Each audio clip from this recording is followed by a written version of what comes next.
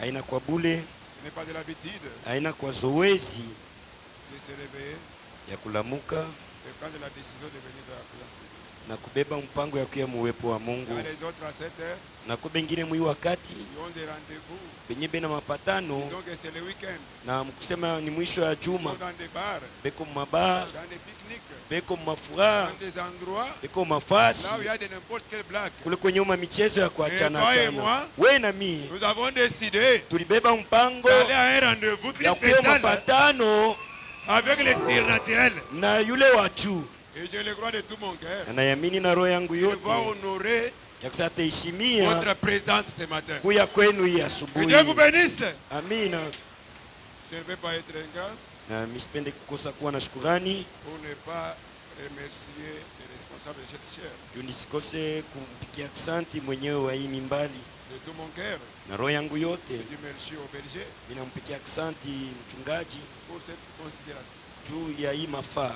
Ça touche le cœur. Inagusa roho. Ce n'est pas des hasards. Haina kwa bule. De voir un papa à son âge. Ya kuona baba miaka yake. Permettre à un jeune comme moi. Na yana ruhusu kiana samie.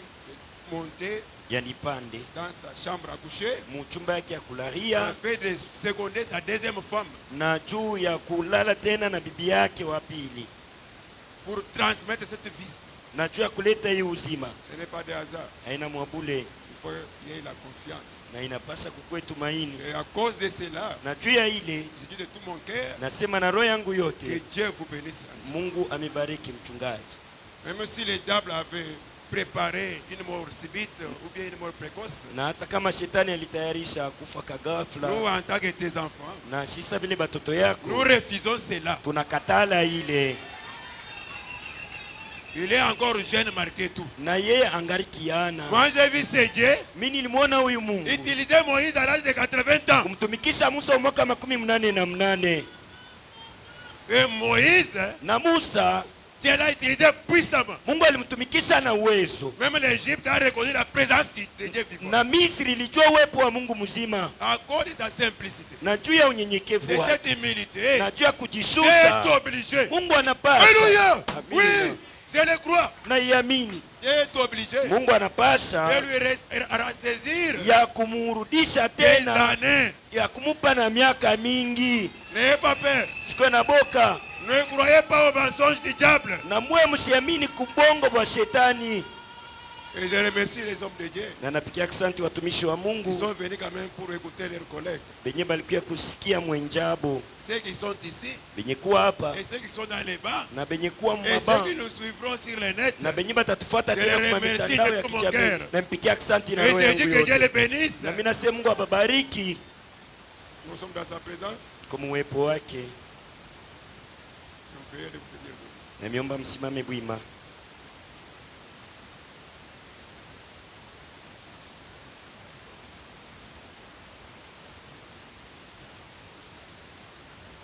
Avec moi, acte premier. Tutabeba pamoja na mie Matendo ya Mitume sura ya kwanza. Le verset 8. Mstari wa 8. Jésus. Je lis au nom du Seigneur Jésus-Christ. Kusema mjina ya Bwana Yesu Kristo. L'interprète, vous êtes prêts?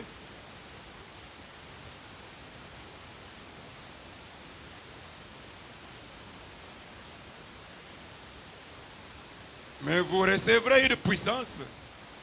Le Saint-Esprit surviendra sur vous et vous serez mes témoins à Jérusalem, dans la Judée, dans la Samarie et jusqu'aux extrémités de la terre.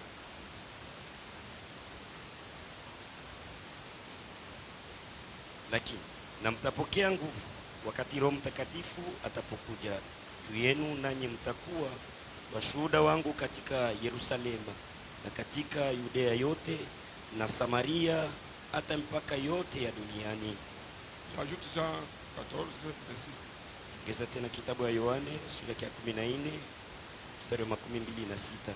Mais le consolateur, l'Esprit Saint que le Père enverra à mon nom, vous enseignera toutes choses et vous rappellera tout ce que je vous ai dit. Lakini msaidizi Roho Mtakatifu ambaye Baba atakayemtuma kwa jina langu, yeye atawafundisha ninyi yote, kuwakumbusha ninyi yote ambayo niliwaambia. Omba mchungaji aombe. Tutaomba. Kama pia Seigneur. Muumbaji wa mbinguni, Bwana Yesu Kristo. Tu es l'auteur de la parole que nous venons de lire, Seigneur Jésus. Père Céleste, nous ne lisons pas cette parole en dehors de ta présence, parce que nous sommes en ta présence, Seigneur. Et tu l'as voulu que ce soit ainsi, ô Père. De nous garder, Seigneur Jésus, toute une semaine durant, tout un mois durant, toute une année durant, Seigneur. Et de permettre qu'aujourd'hui, Père Céleste, par ta grâce, ta miséricorde, ton amour, nous puissions nous retrouver sur cet endroit. Ce n'est pas par habitude, Seigneur, comme ton serviteur vient de le dire. Père Céleste, comme ta parole dit qu'à chaque jour suffit sa peine, tu as dit, demandez au Père de vous donner une nourriture quotidienne de chaque jour, Seigneur. La nourriture que tu as préparée pour nous aujourd'hui, Seigneur, elle est tellement spéciale, Seigneur Jésus, pour un peuple spécial qui est aussi en ta présence, Seigneur. Pour un homme spécial que tu vas utiliser particulièrement aujourd'hui, Seigneur de gloire. C'est pourquoi, Père, nous te disons seulement merci, Jésus. Merci, Seigneur de gloire. La parole qu'on vient de lire, oh Dieu Tout-Puissant, comme nous venons de lire les Écritures. Cette parole, c'est une puissance qui doit habiter en nous, Seigneur. Il n'y a que le Saint-Esprit, le Consolateur, qui peut nous enseigner comment conserver cette puissance, Seigneur. Alors descends, ô Jésus. Toi qui avais brisé le pain, tu as donné à tes disciples. Toi qui avais envoyé la manne cachée dans le désert. Toi qui descendais dans les jardins d'Éden le soir. Descends encore maintenant, ô Père. Parce que tu es descendu dans ces temps du soir.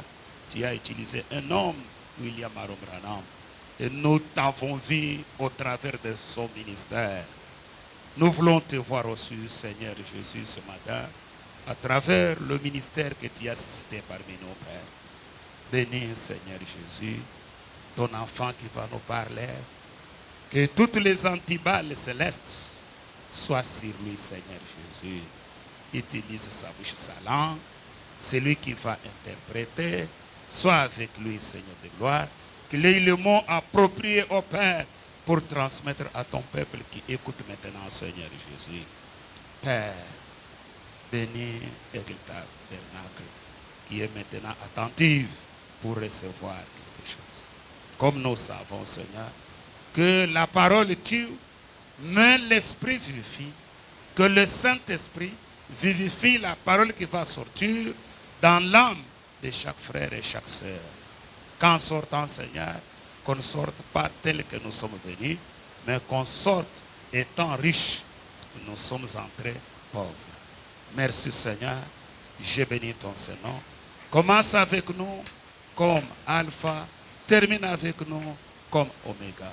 Au nom puissant de notre Sauveur et Seigneur Jésus, je prie ainsi avec foi. Amen. Amen.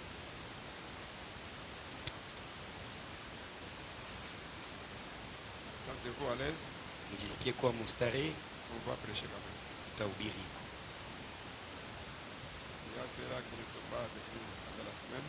Kubali abakuwa na shie katikati ya juma, On va essayer de faire un petit rappel natapima kuwakumbusha ako na kurudilia. pour vous permettre de s'envoler ensemble avec nous. Najua kunisaidia tuluke pamoja shibote, Sinon, on risque d'être en avancée. na hivi shie tunaweza kumitangulia, Vous allez essayer en retard. umwe mtakuwa nyuma.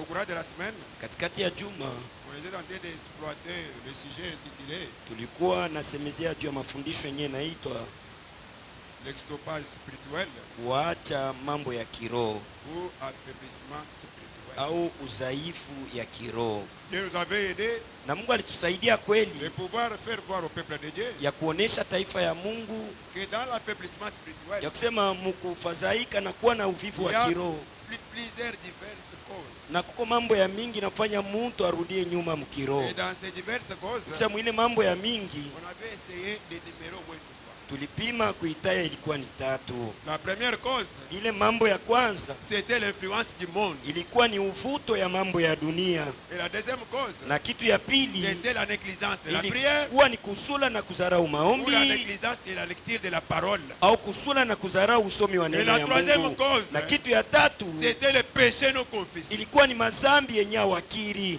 Remarquez Dieu, on a exploité la première cause. Na mkazi tatu tulisemezea juu ya ile mambo ya Là, on kwanza, a montré aux enfants de na Dieu pale tulionyesha watoto ya que le Mungu diable que vous voyez, ese shetani mwenye il est mnaona très rusé. yeye ni mjanja sana, Pour influencer les gens, najua kufuta na il ukokota a commencé bantu. avec le cinéma. Na shetani alianzaka zamani na matelevision, Après le cinéma, na kisha il a fait matelevision entrer la télé dans la maison. kisha masinema, shetani anaingiza matelevision manyumba. Parce que je me rappelle auparavant, Juu mimi nakumbuka zamani, pour regarder les séries et autres, najua kuangalia hii maseri na mafilme on devait mengine, se rendre quelque part payer de l'argent tulipasha kwenda mkanyumba kamwa tunalipa makuta pour voir des films. na juu tuende tukaone ile Et mafilme, Satan a fait l'effort. na shetani anafanya nguvu yake. Il a donné à chacun de nous la télé dans sa maison. Sasa anampa kila mtu television aanze On arangalie a lu mwenye les prophètes, mafilme. hein, Na tulimsoma nabii, là où le prophète n'était même pas d'accord avec la télé. na pale nabii ashikuata pamoja na asikupende ile Mais il dit que television, ça dépend de la manière que vous allez l'utiliser. na nabii anasi anafuatana na namna yenye mtaitumikisha. Vous pouvez être à la télé pour suivre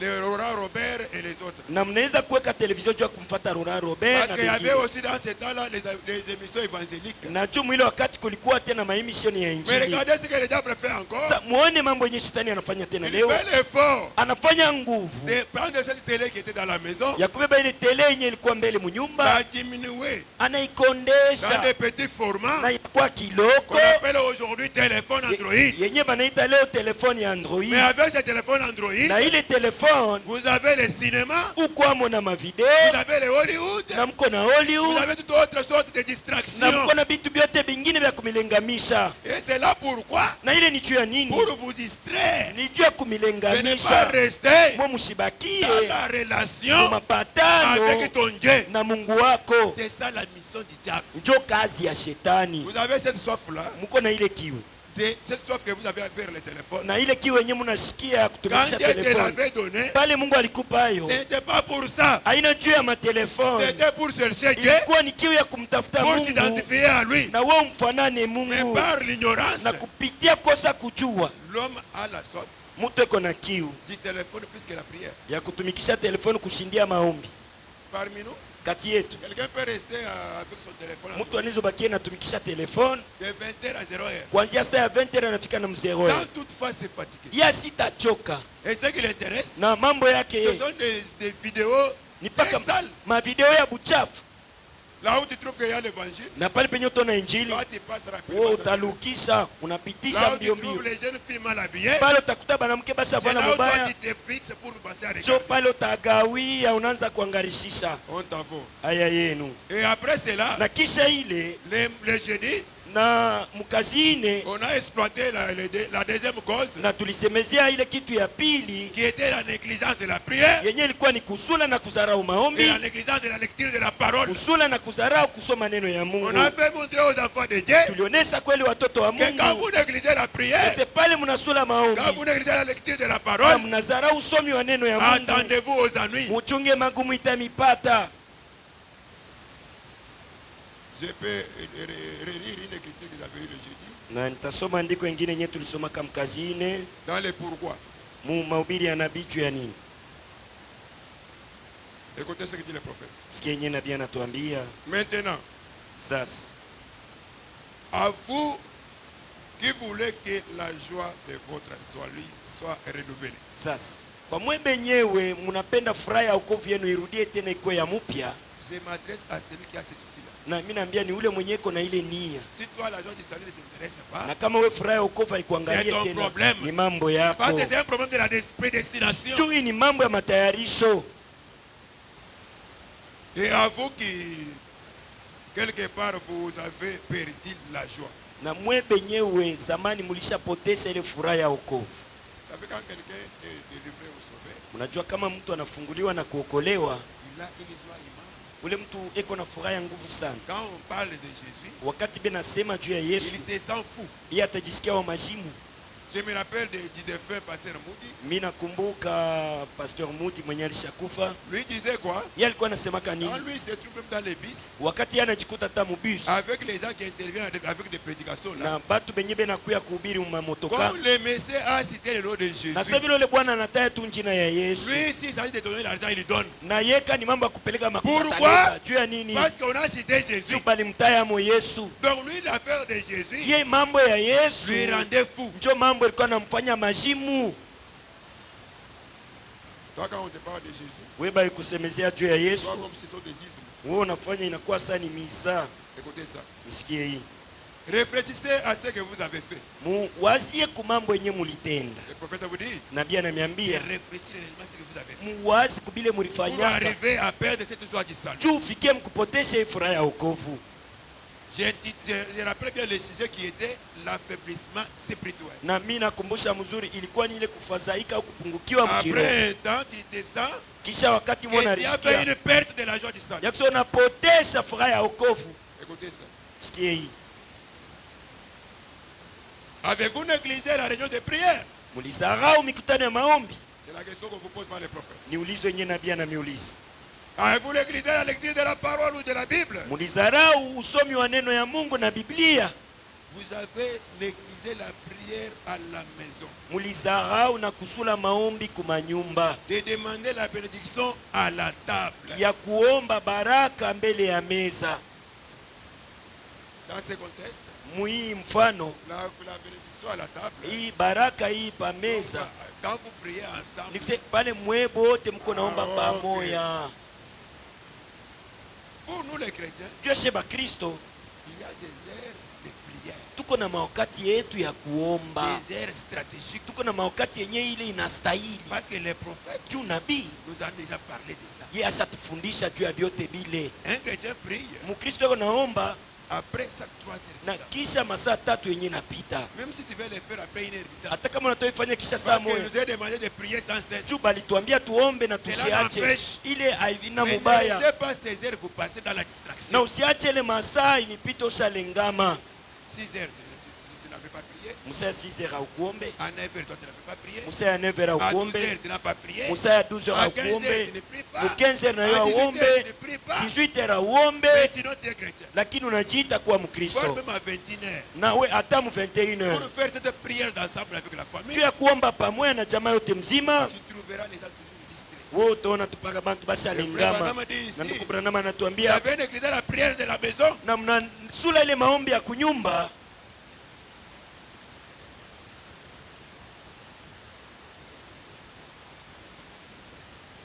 De demander la bénédiction à table. ya kuomba baraka ya Mungu pamoja mjamaa. Ne faites jamais cela. Mwe msifanye kile De kintu négliger la prière. ya kuzarau maombi. Cela n'est pas tellement convenable aux chrétiens. Na ile kuzarau maombi haistahili mbele ya Bakristo. Peu importe où vous êtes, Na hata kama unarikuta wapi, inclinez la tête et priez. kunjamisha kichwa na uombe. N'ayez pas honte de Dieu n'importe où. Usikwe na haya ya Mungu fasi yote Que tu sois utajikuta. sur la moto, Ukwe yule ya pikipiki, au volant, ukwe kugari, n'importe où, ukwe hata tu fasi parles de kani. la chose et tu pries. Unaweza weka gari pembeni na unaomba. N'ayez pas honte de lui. Musikwe na haya ya Mungu. Priez n'importe où. Muombe fasi yeyote. Et voyez si jamais là où vous avez laissé cette joie. Na muangarishishe pale muliachia ile furaha ya wokovu. Le chapitre est tellement vaste. Na hii andiko iko mrefu sana. Je passe le temps. Nitapita tujue kukomboa wakati. C'était pour la deuxième cause. Na ilikuwa ni juu ya ile mambo ya pili. Si vous voulez aller relire sur le pourquoi, Na kama mtenda kusoma tena mwima ubiri juu ya prêchez nini, le 28 janvier 61, Biblia mtarehe 28 mwezi wa kwanza mwaka wa paragraphe 61 79. mstari wake wa 79. Et la troisième cause qu'on a eu à épingler le vendredi, Na kile kitu kia tatu kenye tulisemezea mkasi tano c'était le péché non confessé. ilikuwa ni zambi yenyewe abayaikiri. Quand vous gardez des racines d'amertume dans votre cœur, Pale mnachunga mamizizi ya buchungu parce maro que si yenu, vous descendez avec ce chapitre, na kama mnashuka na hii andiko vous allez trouver quelque part là, frère Branham dit, mtakuta fasi mwanduku Branham anatuambia ôtez tout cela de vous. mutoshe vyote vile ndani Cette yenu, racine d'amertume mutoshe ile mizizi ya buchungu vous rend lourd, yenye na mieko kwa très bushito, négligent. mtu wa Vous kuzarau. devez enlever ça Unapasha ubitosha et être yote libre na ukwe pour huru que Dieu t'utilise. na jua Mungu akutumikishe. Je disais que le vendredi, on avait terminé avec le péché non confessé. Na nilisema mkasi tano tuliisha na ile zambi yenyewe hawayaikiri. Les gens se demandent, Batu benajiuliza quels sont les péchés non confessés? ni zambi yenye kani Parce hatuyatubwaka qu'ils étaient prostitués. na bengine nizozese nilisharatika Peut-être parce qu'ils avaient fait ceci, cela. mara ingine ni juu nifanya bile na Il y a bile. des petites choses que vous négligez. Kunakuwa tu bintu tuingine mwe Que mnazarawaka vous n'arrivez pas à confesser. benye mfiki yake Et mkutubu cela éloigne Dieu de vous. na bile bintu binapeleka Mungu akwe mbali na mweye. Prenons avec moi l'écriture sur le mirail Tutabeba pamoja na mwe andiko ya nabii pour ile comprendre ya en profondeur les péchés non confessés. juu tuelewe mzuri zambi yenyewe hawayaikiri. Prêchez le 8 janvier 58. Biblia tarehe 8 mwezi wa kwanza mwaka wa 58. Je prends paragraphe 22. Tabeba mstari wa 22. Je lis les prophètes. Nabii Je lis les prophètes. namsoma nabii. Il semble que lorsqu'un homme arrive au point où il se sent autosuffisant, Inaonekana ya kusema wakati mtu anafikia mwato yenye anajisikia kusema anaenesha, donc tu te vois capable. ni kusema wewe unaliona kusema unaenea, Si tu as besoin de manger, na kama uko na lazima ya kula tu manges ce que tu veux. unakula venye Si tu as unapenda, besoin de voyager, uko na lazima tu kusafiri voyages quand même. Si tu unasafiri, as besoin de faire ceci, cela, uko unapenda il kufanya le hivi na fait sans vile, l'aide de unavifanya, hakuna hata kitu kinakuhangaisha. Donc tu as déjà la possibilité, Ni kusema uko na namuna, les moyens de vivre. uko na namuna ya kuishi Tu nayo. vois qu'il n'y a personne qui peut encore m'aider. Unaona kusema hakuna tena mtu atanisaidia. Écoutez les prophètes. Tumsikilize nabii. À ce moment-là, le péché commence à se saisir de lui. Kama unajisikia kusema unaenesha mwili wakati zambi njoo inaanza ukubamba, Quand toi tu te vois que toi, tout ça convient déjà chez toi, ukijiona kusema wewe vyote vinaenea kwako tu ne kunyumba, peux demander l'aide des personnes. hautalomba msaada ya À Mungu ce tena. moment-là, Mwile wakati avec cet na orgueil-là, kile kiburi le péché ni kusema zambi commence à se saisir de toi. ndio inaanza kukubamba. Écoutez les prophètes. Tumsikie nabii. L'église, Kanisa, la nation, mataifa, l'individu hata mtu moyo qui ne ressent pas les besoins d'aide extérieure, wenye awasikie ile hitaji ya mtu mwingine amsaidie, le péché commence à régner en lui. ni kusema zambi inaanza kutawala ndani yake. Quand toi tu te vois autosuffisant, Kama unaona kusema wewe unaenea we tu moyo, te vois capable, unaona kusema unaenea, Regardez les nations, les grandes nations que nous avons. Mwangalie mataifa mnene yenye tuko nayo. Entre autres les États-Unis, Na tunaweza kubeba Amerika, la Russie, Russia, et tout ce qu'on pouvait voir. na mataifa mengine yenye Comme ils tunaweza se kuona. sentent autosuffisants avec l'armée, Na sababu banasikia kusema bo basha kuenesha jeshi ils peuvent yote. faire n'importe quoi. Banizo fanya yenye Et banapenda. le prophète dit, Na nabii anasema à ce moment-là, ile wakati le péché s'est saisi de cette nation-là. zambi iko na bamba ile taifa. Écoutez le prophète. Tumsikilize nabii. Le péché commence à régner en lui. Ni kusema pale zambi inaanza C'est mtawala. vrai. Ni ukweli. Et vous pourriez remarquer également que Na mnaweza kuona tena ya kusema lorsque les gens commencent à se sentir, lorsque les gens commencent à sentir ces sentiments de supériorité, na mnaweza kuona tena kusema pale bantu banaanza kurisikia kusebeko yulu ya bantu bengine. quand quelqu'un se voit lui super, Kama mtu anaona kusema yenjo wa yulu. toi tu es plus supérieur à l'autre. Wenjo uko wa yulu ya bengine. À ce point-là, Mwile le hatua péché zambi commence à se saisir de toi. inaanza njo kukubamba. Le prophète dit, Nabii anasema ne faut pas permettre à quelqu'un de voir ta supériorité. na wewe haupashe ufanye kusema mtu Il akone faut kusema kwa amener à yulu. quelqu'un de voir ta petitesse. Na wewe unapasha kupeleka kusema mtu akone kwa chini. Présenter à quelqu'un ta petitesse. Na pale mtu anaona kusema kwa Et la chini. personne lui-même Na mtu yeye verra mwenyewe que tu es supérieur. atone kusema uko wa yulu. On est venu au message. Tulikuwa mujumbe. Dieu nous a appris les différentes manières, Na Mungu alituita manamna ya les kuachana différentes tribus, na makabila ya et les différentes kuachana na nations. mataifa ya Le kuachana. problème de l'âge, Mambo ya ça nous miaka dit rien. abituambie kintu. L'homme le plus supérieur, Mutu mwenye kuwa ya yulu, la personne la plus supérieure, mutu mwenye kuwa ya yulu c'est le sana Saint-Esprit. ni Roho Mtakatifu. Si tu as la chose en toi, Na kama una Roho Mtakatifu On va te ndani yako, respecter. batakuheshimia. ne nous imposez pas l'âge. Wewe usitukaze tukuheshimie juu ya miaka. Et seulement le Wewe Saint-Esprit. kuwa tu na Roho Et Mtakatifu le respect va s'installer. na heshima yo itekala yo yenyewe. Montre-nous la puissance. Utuoneshe uwezo, Montre-nous la démonstration. utuoneshe Montre-nous la vie de matendo, la prière. utuoneshe maisha La ya vie de la maombi, parole. maisha ya On neno. va te respecter. Tutakuheshimia.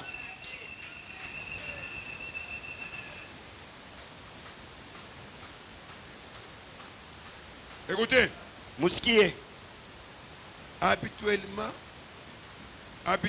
le péché s'installe et les corrompt. na pale zambi ikimwingie itamuharibisha. Moi, nous, on a écrit les messages. Il y a de cela 30 ans, il Ni y a de cela 40 ans. sie benye jo tunaamini ujumbe miaka mingi shopita. Mais frère Branham Ndugu Branham ne nous a pas enseigné ça. Yeah.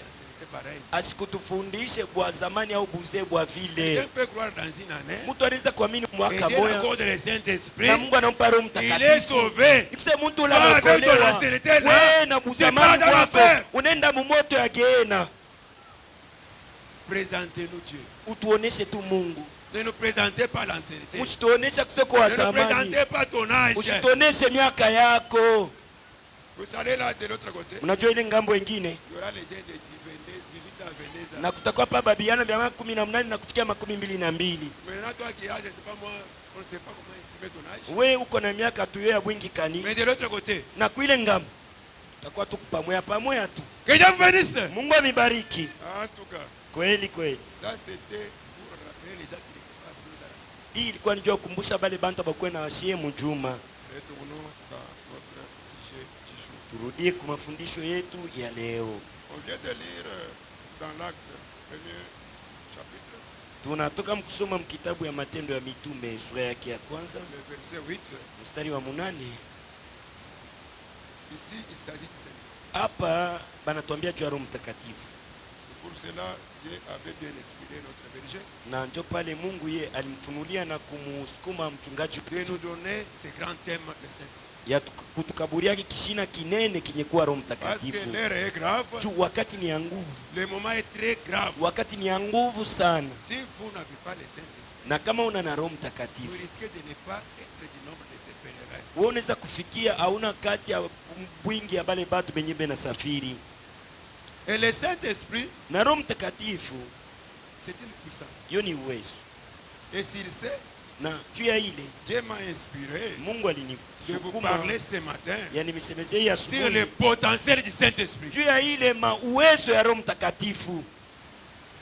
Il y a un potentiel Nikuse kuko uwezo dans le Saint-Esprit. mu Roho Mtakatifu. Et ce potentiel Na ile uwezo dans le Saint-Esprit, mu Roho Mtakatifu, le Saint-Esprit possède un potentiel immense Roho Mtakatifu kuna uwezo wa nguvu sana pour la vie des croyants. juu ya maisha ya mwaminifu. Et une source de puissance, Na Roho Mtakatifu ni chemchemu ya une uwezo. source de guidance. Roho Mtakatifu ni chemchemu ya kuongoza. Oui. Ndio. Une source de réconfort Roho Mtakatifu ndio iko nawekana nguvu. et de transformation. Na Roho Mtakatifu ndio inabadilisha muntu. Quand toi tu tardes de ne pas être changé là, Na pale wewe unakawia usibadilike, la chose n'est pas encore là. ni kusema kitu akiingia Si ndani cette yako. puissance là entre, Na kama ile uwezo inaingia, transforme. we utabadilika wewe. Alléluia. Amina. Quelque chose va arriver. Kitu kimoja Si kitafanika, réellement vous êtes disponible, na kama mko tayari, Dieu va faire quelque chose. Mungu atatenda.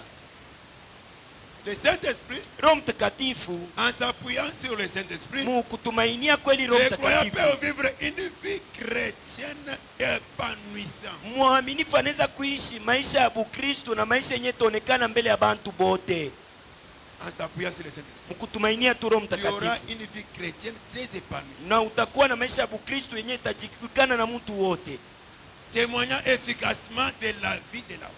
na wewe utashuhudia kweli na maisha ya imani Avec le Saint-Esprit, na Roho il y Mtakatifu, aura l'efficacité de la foi. wewe utakuwa na uwezo wa imani. Je suis en train de vous présenter le potentiel du Saint-Esprit. Niko na miambia juu ya uwezo ya Roho Avant de Mtakatifu vous lire le prophète, mbele ya kumisomea nabii, si vous n'avez pas bien saisi l'introduction, na kama mwasikia mzuri vous allez mwanzo, encore me demander le potentiel c'est quoi. na mtaniuliza tena Là, ile vous êtes en mauwezo, train d'expliquer ce qui est dans le Saint-Esprit. na pale tunapima kuonesha Une ile fois vile qu'il y viko a ndani ya cette Roho chose-là, Mtakatifu. Pale uko na Roho Il Mtakatifu, y a des choses pareilles dans ta vie. na nikusema vitu vya vile vitafikia maisha yako. Dieu bénisse. Mungu avibariki. Avec le Saint-Esprit, Na Roho Mtakatifu, tu dois accomplir la volonté de Dieu. wewe utatenda mapenzi ya Mungu. Ce sont les aspects Hii ni mahali dans le potentiel du Saint-Esprit. yenye kuwa uwezo ya Roho Mtakatifu. Ce Saint-Esprit a plusieurs potentiels, ou Na- bien plusieurs aspects dans le potentiel. Roho Mtakatifu yo iko na mawezo ya mingi ndani Je vous ai yake. dit la puissance de la transformation. Nimeambia kusema ni uwezo ya mabadiliko. Cette transformation, Roho Mtakatifu ile Dieu mabadiliko, transforme les cœurs, ye Mungu il atabadilisha roho, transforme les esprits. atabadilisha na mawazo yako. Quand toi tu raisonnes, Na pale uko na tu wazi, vois quelque chose qui passe qui n'est pas de Dieu. unaona kitu kinapita na kia Mungu Avec le Saint-Esprit, na Roho Mtakatifu, tu dis que je pardonne le Seigneur. utasema ah, mimi nahurumia tu hii kichwa, Je pardonne le Seigneur. mimi nahurumia Pourquoi? kichwa. Juu ya nini? Parce que le cerveau a permis qu'il y ait des raisonnements. Juu yeye ndio alipenda ukwe na mawazo wazo. Dieu bénisse. Mungu ambariki. Le Saint-Esprit, Roho Mtakatifu le croyant a le pouvoir de se détourner du péché. ni kusema pale mwaminifu atakuwa na uwezo ya kugeukia na kutupa Quand toi tu mkongo commets zambi. le péché là, Pale unatenda zambi, c'est la manque de la chose. ni kusema ni vile usha kukosa kile kitu. Et avec le Saint-Esprit, Na pamoja na Roho le croyant va Mtakatifu, vivre une vie conforme à la parole. mwaminifu atafikia mkuishi maisha yenye inaambatana na neno ya Mungu. Quand toi tu t'efforces, tu tombes toujours Na là. pale unajikaza kupaka na nguvu, Tu n'as pas la chose. nikisema una na Roho Mtakatifu. Mais aujourd'hui, Lakini leo si tu es bien disposé, na kama uko Dieu tayari, va te l'accorder. Mungu atakupa Roho Mtakatifu. Le Saint-Esprit en tant que guidance et réconfort, Roho Mtakatifu sawa vile kiongozi na Guide mwenye les analeta croyants nguvu, ekolongoza mwaminifu dans leurs décisions, mumpango yake et à montrer na les kumuonesha chemins à suivre. njia yenye anapasha kufata. Je vous présente le potentiel du Saint-Esprit. Mimi niko namionyesha ile uwezo wa Roho Mtakatifu. Le Saint-Esprit Roho Mtakatifu apporte eko naleta un réconfort. enaleta nguvu. Le Saint-Esprit Roho Mtakatifu apporte la paix. naleta Le amani. Roho Saint-Esprit Mtakatifu apporte l'espérance. eko naleta Le tumaini. Saint-Esprit Roho Mtakatifu apporte eko naleta l'espérance dans les moments difficiles, eko naleta ile tumaini mu wakati ya magumu, dans des épreuves. mu majaribu. Toi, tu es bien assis. Woshe kala mzuri Parce que tu connais que juu unajua kusema Dieu ne peut venir à moi. na hakuna ile yenye inaweza Tant que nifikia, l'Éternel en soit l'auteur. na kama ina Mungu ndio Hallelujah! anafanya ifike. Le Saint-Esprit Roho Mtakatifu amène la puissance de Dieu. iko naleta uwezo ya Mungu. Le Saint-Esprit Roho Mtakatifu amène la manifestation yo inoleta de la kuonekana gloire de Dieu. ya utukufu ya Mungu. Le Saint-Esprit, Roho Mtakatifu, c'est la source d'amour, Roho Mtakatifu njoo chemchemu ya mapendo, de joie ya furaha et de paix. na chemchemu ya amani. Est-ce que vous avez saisi l'introduction? Eti mnafuata mzuri mwanzo. Que Dieu vous bénisse pour cela. Mungu amebariki juu ya ile. Le Saint-Esprit Roho Mtakatifu amène l'opération des dons. yeko naleta mazawadi itumike. Quand j'ai dit l'opération des dons, Pale mimi nasema mazawadi ne regardez pas inazotumika. seulement les vases, Usiangalie tu paka regarde vyombo. toi d'abord. Uliangalie wewe moya Si mbele. tu arrives à bien arranger ta vie, Kama unatengeneza mzuri maisha yako, Dieu a un moyen Mungu ako na où il namuna traite avec toi. mwenye atatumika na Et wewe. ce Na moyen-là, ile namuna si c'est un petit don en na toi, kama ni kasawadi cela kako ndani sera yako, opérationnel. na ile itatumika. Si c'est la vision, Kama ni il maono ouvre cela. atafungula Si ile. c'est le voix audible, Kama ni kusikia il ouvre masauti, cela. Mungu si c'est ataifungula. la voix du cœur, Kama ni ça ile devient sauti ya opérationnel. ndani yo itatumika. Vous devez traiter avec Dieu Unapaswa tumika na Mungu d'une manière personnelle. munamna ya kipekee, Avant d'aller consulter les voisins, na mbele ya kwenda kuuliza Hallelujah. vyombo. Amina. c'est lui qui garde Dieu. Ule mwenye ko na Ne Mungu s'inquiète jamais. ye asihangaikake, Avant qu'on parle dans la pièce, na mbele ya kuingia mchumba ya Dieu t'a masawadi déjà parlé. Mungu asokwambie. Et quand on parle Na là-bas, pale tunaenda kule c'est pour confirmer ni la juu ya chose. kuhakikisha ile Oui. maneno C'est la vérité. ni ukweli. Je vous présente le potentiel du Saint-Esprit. Mimi nameonyesha uwezo ya Roho Mtakatifu. Soyez seulement connectés. Mwe muungiwe tu Parce que je sens sa présence. juu mimi nasikia uwepo wake, Il ne peut pas descendre comme ça na yeye hawezi kushuka tu hivi et te laisser passer. na kuache tu mpaka vile Ah wazi. non, je ne le crois pas. Hapana, mimi siamini. Vous savez, Mnajua les bateaux, les petits bateaux là, na kale kameri kadogo kale, les bateaux là, ile muti ile un petit bateau, ilikuwa ni kamuti kadogo, sans vie, akakuwa na uzima, sans vie.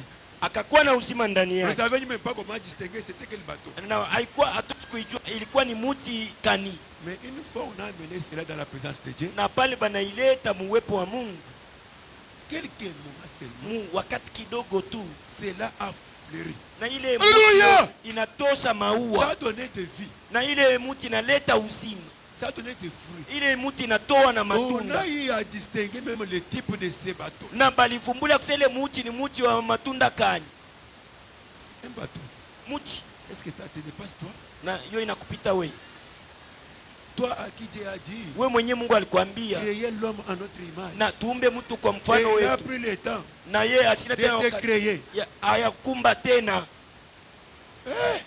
Ah, C'est le potentiel du Saint-Esprit. ni uwezo wa Roho Mtakatifu. En tout cas, Jo vile prenons avec moi les prophètes. tutambeba sasa nabii, Je ne peux pas seulement vous prêcher ce que moi je comprends. na mimi sitamiambia tu vyenye mimi Il faut naelewa, qu'on puisse lire les prophètes. tunapasha tumsome nabii. Prenons avec moi la parole de Dieu exige une séparation totale avec l'incrédulité.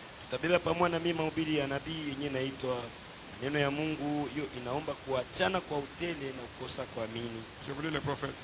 Nimesomea nabii Ce message est prêché le 21 avril 64. hii ujumbe na ubiria tarehe 21 mwezi wa 4 mwaka wa Je prends le 2024. paragraphe 29. Tabeba mstari wa 29. Écoutez votre prophète. Mumsikie nabii wenu. Dieu a un seul moyen pour apporter la lumière. Na Mungu eko na namna moja yenye iko naleta nayo nuru. C'est lorsque vous êtes prêt à vous séparer de toutes choses du monde. Na Mungu ataileta ile nuru ni pale uko tayari ya kuachana na vitu vyote. C'est là où les problèmes commencent. Jo pale mambo inaanzia. Le Saint-Esprit, Roho Mtakatifu c'est disponible. ye eko tayari. Parce que Juu c'est Dieu qui t'a cherché. ni Mungu mbele njoo alikutafutaka. Toi, tu ne l'avais pas cherché. Wewe kumtafutake Mungu. Il t'a cherché. Mungu alikutafuta Il t'a appelé. na Mungu Il anakuita. t'a attiré. Mungu anakukokota. Et il a disponibilisé cette puissance-là. Na Mungu anatayarisha ile uwezo wa Roho Maintenant, pour Mtakatifu. en avoir. Sasa jua kumpata La condition est. na kanuni yoi. Que Dieu vous bénisse. Mungu atubariki. Et tous les soucis du monde, Na mauzuni yote ya dunia Se séparer du monde na kuachana na dunia et les soucis du monde. na mambo yote ya Toi, dunia. tu es dans le message, Wewe uko mais mujumbe tu as l'envie de prendre un peu de bière. na wewe uko tu unasikia vya kunya au Toi, kampuni. tu es dans le message, Wewe uko tu mujumbe, as l'envie de mettre de n'importe quoi sur ta wewe tête. uko na maisha kuwekaweka mabinti Toi, tu es dans le makichwa. message. Wewe uko mujumbe, Tu as l'envie de s'intéresser encore à ce qui n'est pas la parole. wewe uko maisha ya kuangaikia tena mambo Ce yenye qui na neno soucie ya là en Mungu. toi, Ile hamu yenye ça kwa ne vient ndani pas de yako Dieu, haitokee c'est kwa le diable. Mungu, ni shetani. On ne vous attachez qu'à la parole promise de Dieu. Mungu mnapaswa kuacha vyote bili na mjunge tu kuneno ya malako ya Mungu. Je prends 30. Tabia 30. Paul était un Nazaréen pour le Seigneur. Paulo alikuwa mnazerea juu ya Bwana, Il était séparé de son église orthodoxe na Paulo aliachana na kanisa yake ya pour Kiorthodoksi s'attacher à la parole de Dieu na vivant. kujiunga tu kuneno ya Mungu. Paul était un Nazaréen. Paulo alikuwa mnazerea. Un Nazaréen, Nazerea c'est celui qui a une vie à part, ni ule mtu mwenye na maisha yake ya une vie upekee, séparée, ile maisha yenye une naachana, vie isolée. maisha ya yeye moya. Dieu ne traite pas avec les gens, avec l'histoire de groupe. Mungu asitumikake na bantu mkinkunji, Cela n'empêche pas de prier ensemble. na ile haina mubaya kuomba Je pamoja. ne dis pas que prier en groupe, Dieu ne va pas descendre. Haina kusema kuomba mkinkunji Mais Mungu asitashuka. ici, Lakini Je vous hapa amène d'abord à traiter toi seul avec ton Dieu. mimi nakupeleka wewe utumike wewe moya na Mungu wako. 31. 31. Aaron était un Nazaréen Aruni alikuwa pour mnazerea le Seigneur. juu ya Mungu. Il fut séparé des frères pour porter les pierres relatives à leur naissance et être les souverains sacrificateurs. Na Aruni aliachana na wandugu yake wote juu ya kupelekwa na ye akuye mkoani wa Bwana.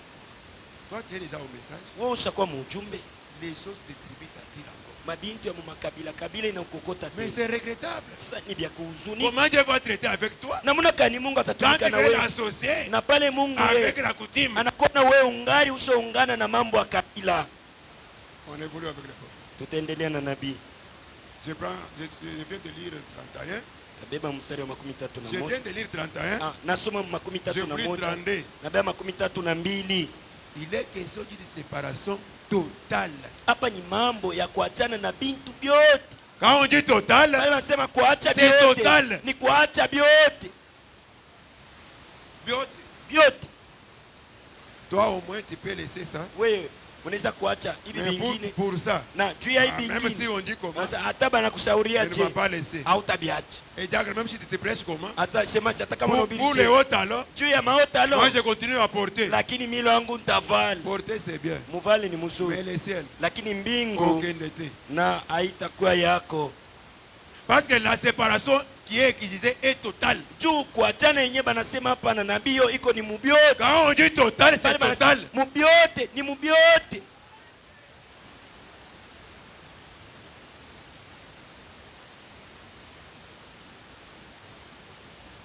Nous ne devons plus rentrer dans le monde ni rien avoir à faire avec le monde. Na si hatupasi tena kurudia mudunia na tukue tena na mapatano na mambo ya mudunia. Nous devons plutôt nous attacher à Dieu. Si tunapasa kujiunga kwa Mungu. Jésus vient chercher une épouse, Na Yesu iko nakuwa kutafuta bibi harusi, une femme, mwanamke, une église qui est séparée des choses du monde. na ile kanisa yenyesha kuachana na vitu vyote vya mudunia.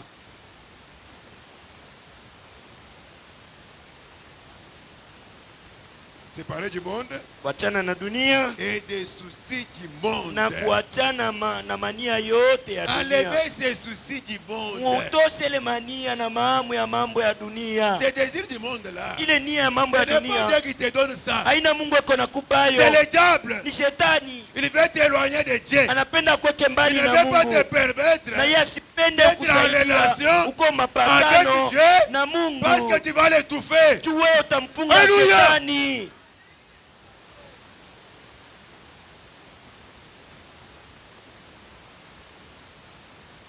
Elle est séparée du monde et des âges modernes dans lesquels nous vivons.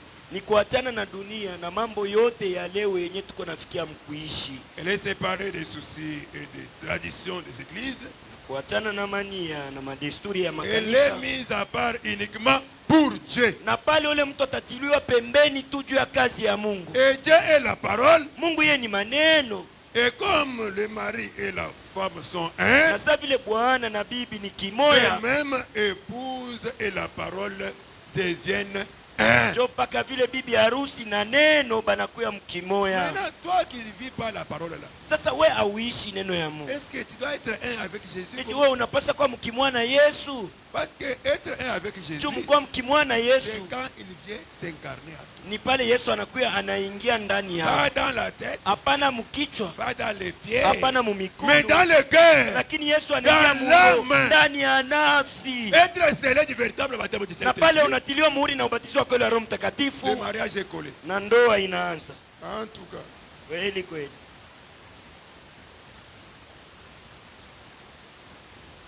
et comme je viens de dire ça, Sasa vile natoka kusoma hii, car la parole vit dans l'épouse. kwani neno iko naishi ndani ya bibi ya harusi. La parole vit, c'est avec V-I-T. La parole vit dans l'épouse. Na neno hiyo iko naishi iko ni ndani ya bibi ya harusi. C'est de cette manière. Na ni mwile namuna. Ce sont là ces papiers, ces papiers, et ce sont là ces papiers. Jo ile makartasi. C'est là son identification. Njo utambulisho wake. Pour reconnaître que Dieu est l'épouse de Christ, Juu ya ujijua kusema uko il bibi doit harusi ya être Kristo. identifié, Wewe unapaswa pas kufananishwa. par tes comportements, Hapana na pas par matabia ta ya manière de faire d'une autre hapana chose, munamuna yako ya mais kufanya par la mabitu. parole. Lakini La neno manière ya que tu vis la Mungu. parole. Unamne yenye unaishi Le neno ya fruit que tu Mungu. produis Na maisha yenye s'identifie unaonekanisha de toi yenye iko et nous prouve kuonekanisha réellement que na tu inatuonyesha as la chose kusema ou tu n'as pas la chose. wewe uko na kile kitu au hauna na. Que Dieu vous bénisse. Mungu amebariki. On évolue. Tunaenda kumbele. Prenons avec moi Dieu se casse et se révèle dans la paix. Dieu se casse. Bebe pamoja na mie mhubiri, Mungu Oui, se anajificha révèle dans la simplicité. na kiseko najifunua mu unyenyekevu. La voix me complique. La voix me complique. Sauti njo mambo, Mais on va s'efforcer. lakini tutajikaza Parce que le donateur de cette voix est là. juu mwenye alileta sauti ye kwako. Moi, je m'efforce pour me disponibiliser dans sa présence. Ninajikaza tu juu nikale muwepo wake. Afin que lui qui a le pouvoir de vous donner la parole, Na sasa yeye mwenye iko na uwezo wa kumiletea neno qu'il puisse vous l'accorder. na yeye amiletee yeye. Moi, je n'ai rien à vous dire. Mimi sina kitu ya Mais kumwambia, je vous dis seulement ce que lui a déjà fait. na mimi nitamiambia tu vile yeye alishatayarisha. Je cherche l'écriture, pardonnez-moi. Ile andiko mtanihurumia.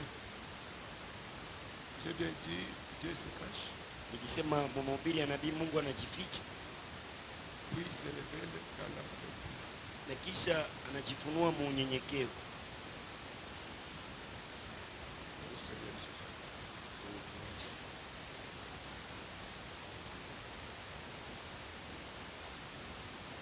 Il faut étudier ça.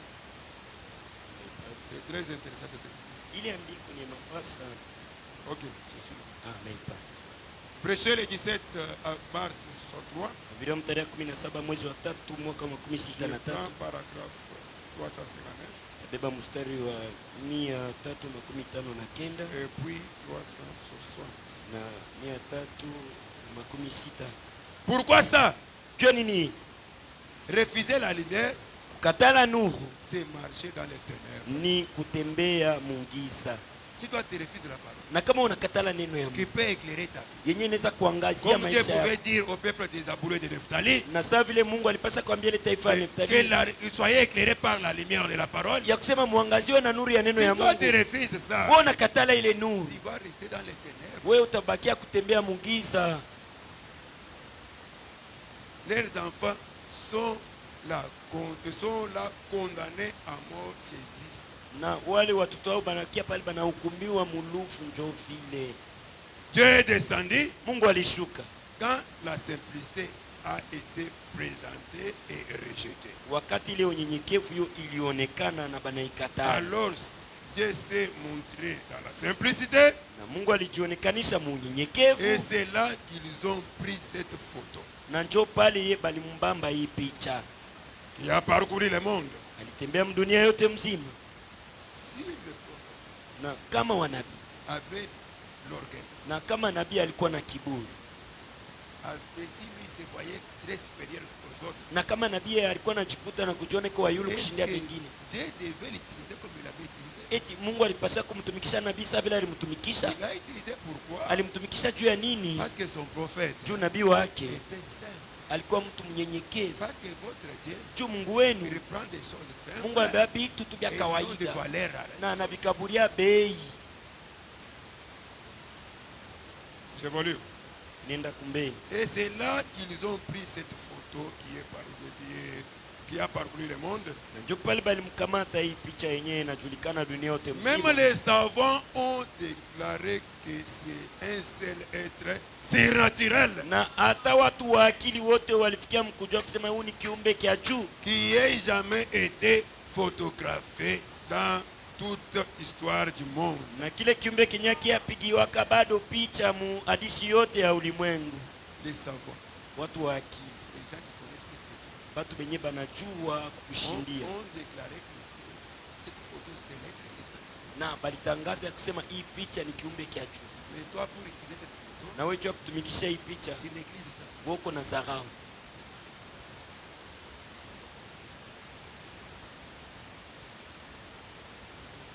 Et elle est là, Na iko hapa exposée à Washington. na yeye hii picha yo iko pale na Si banaiweka vous partez aux mbele ya bantu États-Unis, bote ku Washington. Si vous partez aux États-Unis, Kama unaenda ku Amerika dans la maison blanche là, mu ile chumba cette cheupe, photo est exposée là-bas. hii picha basi aiweka pale wazi. Ils ont reconnu la présence surnaturelle. Balitambua uwepo wa Mungu wa juu. Dans la galerie des arts religieux, Na iko hii picha mule mu duka ya mabitu ya kidini. voyez-vous, Mnaona? la simplicité a donc été manifestée. Nikusema ni unyenyekevu ndio ulijionekanisha. Voyez-vous, Mnaona? voyez, Mnaona? Dieu se cache dans la simplicité, Mungu ako puis najificha se manifeste. munyenyekevu na kisha Voyez-vous? anajionekanisha. Mnaona? Soyez simple, Mkwetu batu banyenyekevu, laissez l'orgueil, mwache kiburi et Dieu va se manifester à vous. na Mungu atajionekanisha ndani yenu. On évolue. Tunaenda kumbele. Je ne sais pas même au moment donné combien de temps, Sijue kama ni wakati gani mais je ne serai pas trop long. na sitakuwa mrefu sana. Prenons avec moi Hébreux chapitre 7. Tutabeba pamoja na mie Waebrania sura yake ya 7. Vous allez comprendre comment les prophètes racontent l'histoire d'Abraham Na mtaelewa namna gani nabii iko nasema hadithi ya Abraham pour les sacrifices qu'il avait fait. juu ya matoleo yenye alifanyaka. Il dit Hébreux 7. Waebrania sura yake ya 7.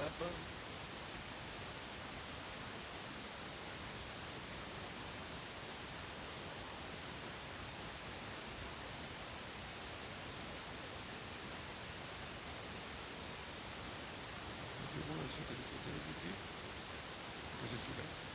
Mimi naipata hii andiko. On va lire le paragraphe 392. Tutasoma mstari wake wa 392. Ce message est prêché le 22 mois 57. Biblia inahubiriwa tarehe 22 mwezi wa 9 mwaka 57. C'est la deuxième partie du chapitre 7. Kwa kipande ya pili ya sura ya 7. Écoutez. Tumsikie nabii. Et bon, Nzuri. vous pourriez même ne pas connaître votre ABC. Na we unaweza kufikia watu wenye auyua hata kusoma hata kilo. Qui peut être un alphabet. Unaweza kuwa mtu mwenyewe auyafundaka. Il se pourrait même que vous ne puissiez pas faire la distinction entre le café et le pois cassé. Na we itafikia kusema aujua hata kuachanisha ile rangi ya kawa na ingine. Donc un ignorant de tout. Nikisema wewe uko ni mtu auyue kintu. Écoutez les prophètes. Tumsikie nabii. Vous pourriez savoir ne pas distinguer yi de ja. Na we unaweza kufikia aujua hata kuachanisha ile wi na ja. Tu peux être ne pas savoir de distinguer la main droite de la main gauche. Na wewe unaweza kufikia sasa, wewe unakosa sasa na kujua mkono ya kushoto na ya kuume. Quand on te dit regarder à gauche, Na bakwambia angalia toi kushoto, tu regardes à droite. wewe unaangalia Quand on dit kuume. regarder à droite, Bakisema angalia toi tu regardes à gauche. unaangalia Tu kushoto. peux être comme ça. Sasa wewe unaweza kuwa mtu wa vile. En tout cas, Kweli kweli. écoutez le prophète. Tumsikie nabii. Ce que vous ignorez n'a aucune importance. Ni kusema kukosa kujua kwako kwa vyote bila aina na mafaa. Cela n'importe rien à Dieu. Bila bina na mafaa mbele ya Mungu. Il y a une chose que vous devez savoir. Na kwa kitu kenye mwe mnapasha kujua. C'est que Jésus a pris votre place, les pécheurs. Ni kusema Yesu alibeba fasi yenu ya dhambi. Intéressez-vous de ça. Na mwe muangalie tu kuile. La science n'est rien. Ile siansa aina ya kintu. Écoutez ce qui est très intéressant. Na msikie ile yenyewe nabii anatuambia. Et vous prenez votre place pour vous tenir dans sa justice. Na pale sasa mwe mnabeba fasi yake Yesu juu simame muwaki yake. Oui, vous prenez votre place Unabeba fasi yako pour se tenir dans sa justice. na unasimama muwaki wake Yesu. Donc se tenir dans la parole. Nikisema unasimama muneno Pas tu es ignorant. na hapana wao ujue kintu Tu ne te tiens même pas dans la parole. na hauna tena na muneno Et ya encore Mungu. tu es orgueilleux. Tena na kiburi Et tu nous unaongezea parles de hapo. l'ancienneté. Na wewe unabeba kuseko wa zamani muujumbe.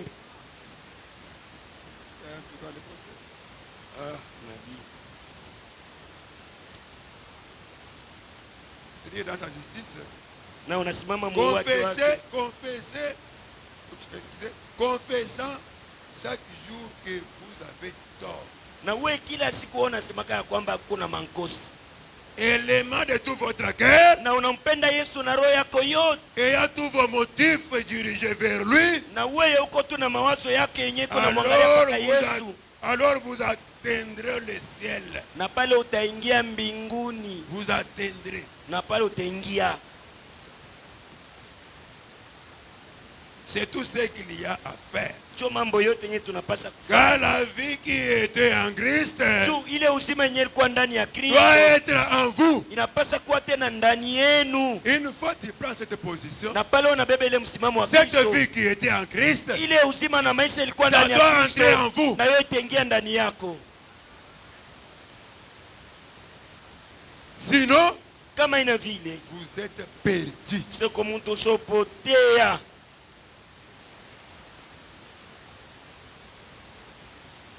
Sans cette vie, kama una na ile uzima, c'est la perte totale. Sopotea mubyote. Vous devez lire aussi 402. Nimesomea tena 402. Je commence sur 401. Kuanzia 401. C'est Dieu qui vous a cherché. Ni Mungu ndio alimitafuta. Lui ne peut venir à moi. Na hakuna yule anaweza kuja kwangu si mon père ne l'attire premièrement. Na kama ina baba yangu tu anamuita kwanza. Tu n'es pas venu au message de toi-même. Wewe ukuye muujumbe wewe moyo. Il y a une attraction. Na kuko ukokoto moya. Qui a fait de sorte que yenye ilifanya kusema tu quittes ta famille. Utoke mjamaa yako. Tu quittes le monde. Utoke tu quittes le tribu. Utoke pour venir à la parole. Na ukuye muneno ya Mungu. Et le service ne s'arrête pas par là. Na ile kazi yaishie pale.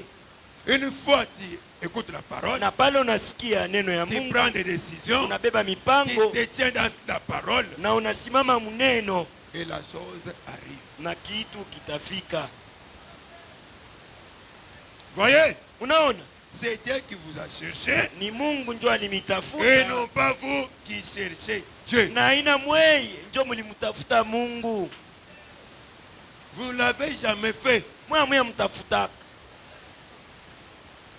Votre nature est mauvaise. Maumbile yenu ni mubaya. Tu viens de la nature pécheresse. Yeye uliumbiwa mwali ya zambi. De la convenance d'un homme et une femme. Mukupatana kwa bibi na bwana. Cette nature là. Ni kusema ile maumbile. Il ne peut pas chercher Dieu. Na hiyo haiwezi mtafuta Mungu. Si lui-même ne t'a pas cherché. Kama ina Mungu ndio alikutafuta. Alléluia. Mina. Vous êtes un cochon. Wewe uko tu ngulube. Avec la nature du péché. Na ile hali ya zambi. Ngulube. Kotu ni cochon. Vous ne savez rien d'autre. Wewe auwe bingine. Vous vivez simplement dans une proche. Wewe uko naishi tu mu matope. Et tout ce que vous savez, na byote benye unajua, vous aimez cela. wewe unavipenda vile boire la bière, kunya pombe faire ceci, cela. na kufanya mambo ingine, Si vous voulez, vous allez continuer avec l'écriture. na kama unapenda mtaendelea na Que maandiko. Dieu vous bénisse. Mungu amibariki. J'ai voulu les prophètes. Na misomea nabii. Parce que je peux faire trop de commentaires. Mimi naweza kusema bia Vous mingi. devez écouter ce que le prophète a parlé. Unapaswa kusikia benye nabii C'est là, c'est alisema. l'ainsi dit le Seigneur. Ile ni maneno ya Et Mungu. croire cela, Na kuamini ile ça donne la neno vie. inaleta uzima. Que Dieu vous bénisse. Mungu amibariki. Je vous prends ce brochure. Tabeba tena hii mahubiri. Ici, le prophète va vous relater l'histoire de Samson. Na hapa nabii atamiambia hadithi ya Samson. Ce brochure est intitulé Hii mahubiri inaitwa Où est partie ta force, Samson? nguvu yako inaenda wapi Samson?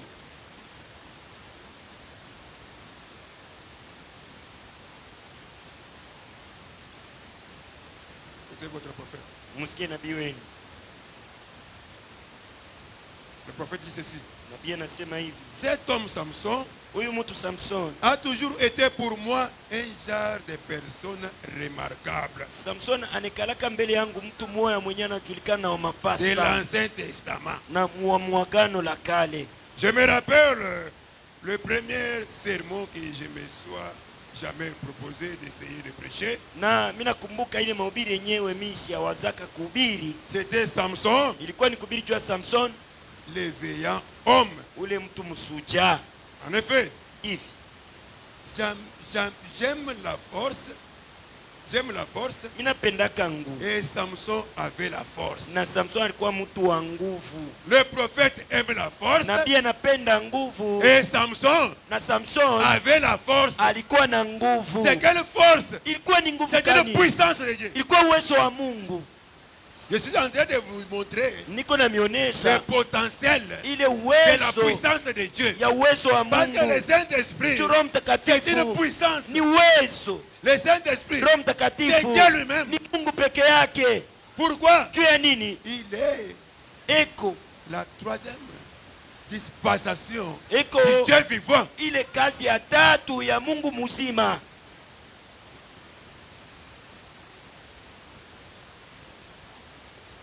Évoluons. Tuendelee.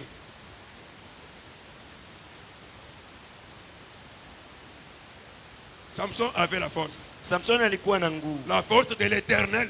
Samson alikuwa na nguvu njoo ya Je ne milele. peux pas me l'imaginer un immense géant préhistorique Na mimi siwezi kuwazia kusema ni mtu mwa mrefu munene wa hadithi. ça ne serait pas à la gloire de Dieu Na kama alikuwa vile Samson ikupashe de kwa vile kwa voir, utukufu wa Mungu. un tel homme Ya kuona mtu mwa munene mrefu. arracher un portrait, Na un portail, yanatukunya milango un portail, oui, de la cité et les emporter sur la colline. na yeye anatukunya ile milango ya muji na anapanda nayo kumlima. Ou tuer un lion avec ses mains. Au kuua simba na mikono yake. Vous pensez que si Samson n'avait pas cette puissance de l'éternel, Na mnaweza kusema kama Samson asikuwa na ile uwezo wa est-ce milele, qu'il allait tenir devant les lions? eti yeye alipaswa kusimama mbele ya simba. Si Samson a tenu, Kama Samson alisimama parce mbele ya que simba, Dieu tu Mungu était avec lui. yeye alikuwa pamoja na Samson. Tu vois, quand toi tu grands devant les problèmes là, Na pale sasa wewe unaogopaka mbele ya mambo, c'est parce que tu n'as pas Dieu. ni chua una na Mungu. Laissez-moi vous dire, Acha niambie, même devant n'importe quel animal hata mbele ya nyama dangereux, wa makari, si tu as Dieu, kama uko na Mungu, l'animal va te respecter. ule nyama atakuheshimia. Allez tester cela. Mwende mkapime hili. Au moins si tu n'as pas Dieu. Na nipaka taona na Mungu. Trouvez même un chien méchant là, Na ukuta hata imbwa mwa makari, et quand ça essaie de vous déranger, na pale sana anaanza ukulia. calmez-vous seulement, Wewe tu ikale kimya. aimez l'animal, Umpende et nyama rien ne va arriver. na hakuna kitu kitafikia. On a déjà expérimenté ça. Tushapimaka Je ne ile. dis pas pour dire, Mimi siseme je mwabule. sais où je me tiens. Mimi najua pale nasimamia. Alléluia. Amina.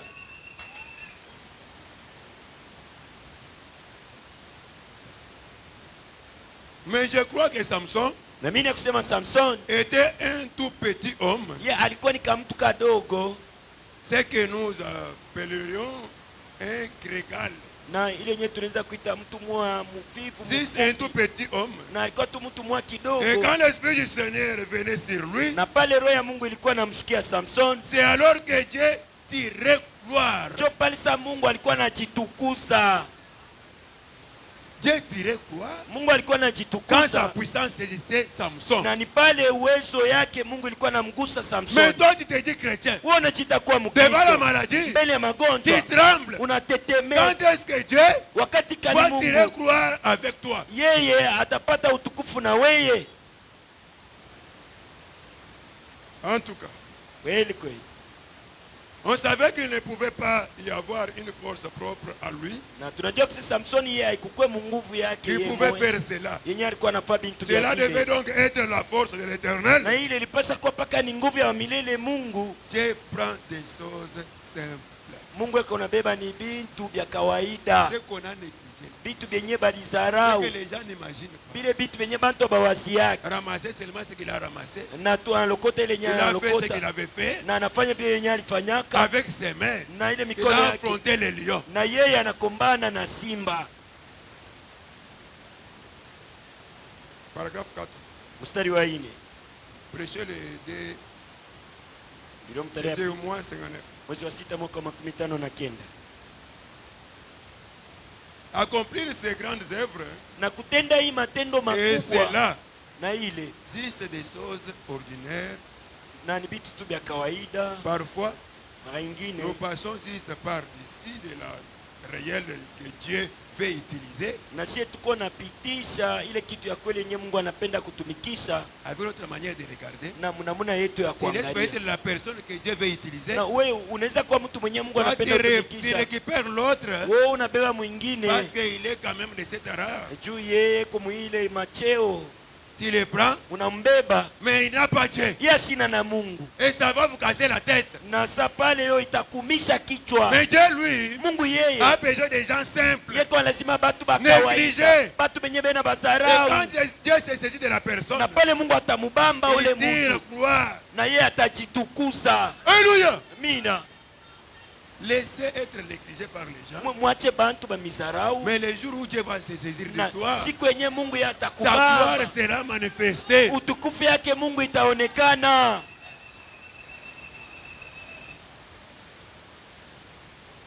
Soyez seulement connectés. Mwe Mungu wetu, Votre Dieu va faire quelque chose. Mungu wenu atatenda. Je le sais et je le crois. Mimi naijua na iamini.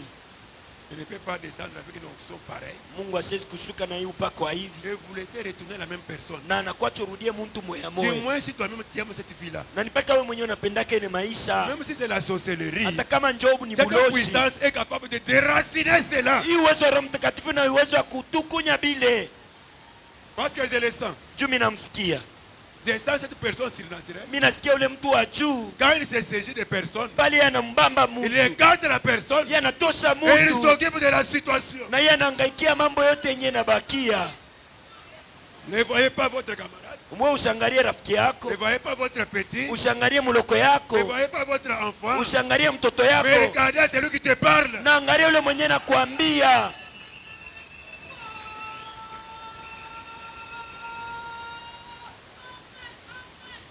Que Dieu m'assiste pour terminer la prédication. Mungu anisaidie juu nimalize Parce que mahubiri. je sens une forte onction. Mimi nasikia upako kubwa sana.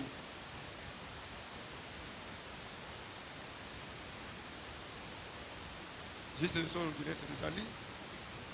Isome vyote Cherchez à trouver quelque chose de grand. Là, c'est déjà passé. na vile vyote. Prenons encore avec moi. Tubebe tena pamoja, Que vous allez voir. mara nyingine mnaweza kuona Que vous allez voir. mahubiri mlienda kuona nini. Prêchez le premier. Bila mtarehe Disez-moi, kwanza mwezi wa pili 59. mwaka 59. Je prends le paragraphe 37. Ndio mstari wa 37. Dieu prend les choses simples. Mungu anabeba vitu vya kawaida Autrefois, na mara nyingi il a pris un homme qui connaissait à peine son ABC. sasa Mungu alibebaka muntu yule mwenye anajua sasa kusoma. Écoutez bien la lecture. Il a pris un homme qui connaissait à peine. Na anabeba mtu mwenye anatokea kujua sasa, Ah oui, son ABC. anatokea kujua sasa kusoma. Il a pris un homme alibeba muntu. Quand des milliers de Philistins l'ont assailli, Wakati Bafilistini maelfu balimukusanika, il a saisi un mâchoire d'un millet. na ye alibeba kinywa kia punda. Il a fait quoi avec? Alifanya nacho Il a nini? pris une simple mâchoire de millet. Na ye alibeba tu kile kinywa kia punda, Et a tué des milliers des hommes armés. na ye aliua maelfu ya watu majeshi. Oh! Oh, Ça, ile c'est notre Dieu ni Mungu qui wetu vogue sur les hautes vagues. mwenyewe, yeko natembea juu ya mawimbi kubwa, Avec la mâchoire de millet, na ile tu kinywa ya ule nyama, il a tué des milliers des hommes. ye aliua watu maelfu Une fois, na mara moya. c'est même Dieu. Ule Mungu moya moya, Quand un grand vantard de Philistins s'est tenu de l'autre côté de la rivière défiant les armées d'Israël, wakati ule Mfilistini mwingine wa kujitapa mrefu mwenye alikala ngambo ingine ya bahari, Dieu a pris un petit na garçon Mungu alibeba kijana mwanaume gringalé mwenye alikuwa tu unaonekana Eh, sa maigre. mrefu na mukonde, et a une simple fronde dans sa main. alikuwa tu na mumpanda yake mumikono. Oh Dieu, Na Mungu une fronde, mumpanda, une fusile. na ye alikuwa na sila. Alléluia. Amina. C'est Dieu Ule Mungu avec David na Daudi, qui n'avait une petite chose dans sa main. na Daudi alikuwa na kitu kama tukaloko C'est mkono une yake fusile qui kadogo aide aux gens de tirer les oiseaux. kenye kinasirika kuwa ni bandeke, Mais Dieu s'est saisi de David na Mungu yeye anamubamba et Daudi, il a eu na yeye à alipata faire tomber na nakumwangusha un veillant ule msuja philistin.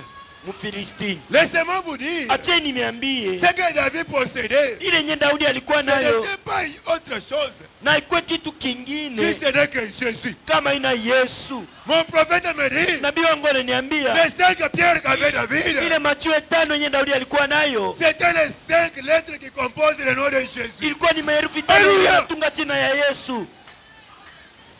Avec Jésus, Pamoja na Yesu devant n'importe quel problème, iko hata mbele ya mambo qui ne kani peut pas trembler. hautatetemeka.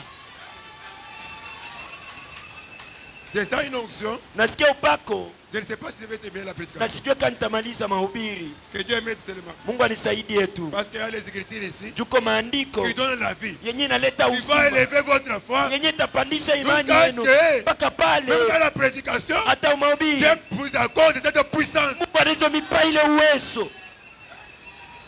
S'il y a quelqu'un Kama kwa muntu qui a bien confessé sa vie, mwenyewe alikiri mzuri maisha qui yake, a bien arrangé sa vie, alitengeneza mzuri maisha il yake, sera dans l'obligation. Mungu atakuwa mumapasho. Des fois, tu n'auras même pas le temps de demander la chose. Mara nyingine utakuwa hata na wakati ya kuomba kile kitu. Lui qui sonde les cœurs et les reins, Yeye mwenyewe kunachunguza il maroho verra na qu'il y a mambo une disponibilité. na yeye ataona ile Et il roho va tayari, accorder sa chose. na ataleta kile kitu. Que Dieu vous bénisse. Mungu amibariki. Que Dieu m'aide vraiment. Mungu anisaidie kweli kweli. Parce que vraiment, je sens. Ah non, non, ce n'est pas Juu mimi nasikia kweli ça va aller. vitendeke. Oh Jésus. Bwana Yesu. Continuons. Tuendelee. Je prends le paragraphe 38 Tabeba mstari wa 38 de mes brochures. mahubiri moya moya. Je prends les choses simples. Mungu anabeba vitu vya kawaida Cela n'exige pas des choses, de grandes choses. na ile aiombe vikwe vitu bimwa binene, Cela exige des choses na simples. hiyo inaomba vikwe tu vitu vya kawaida, Et Dieu l'utilise Na- correctement. na Mungu anavitumikisha mzuri. Toi, avec l'orgueil que tu as là, We na kile kiburi uko nake, est-ce que Dieu va t'utiliser correctement? kweli Mungu atakutumikisha? Il faut être simple. Unapaswa kwa mtu Et quand il mnyenyekevu, va se saisir de toi, na pale yeye Mungu il va atakukamata, t'utiliser correctement. atakutumikisha mzuri sana. Avec la haine, We uko na chuki, avec des critiques, wewe unashimangana, avec des raisonnements, wewe uko na mawazo mingi, avec toutes ces choses. uko na bintu vyote vile, L'orgueil en toi, kiburi paka et wewe, tu penses que, na unawazia comme tu kusema te vends grand là, sasa unajiona kwa est-ce que mkubwa, c'est Dieu ici ese Mungu va huyu t'utiliser pour tirer atakutumikisha la gloire na jua pata avec cette utukufu position-là? na ile maisha yako. On t'avoue. Haya yenu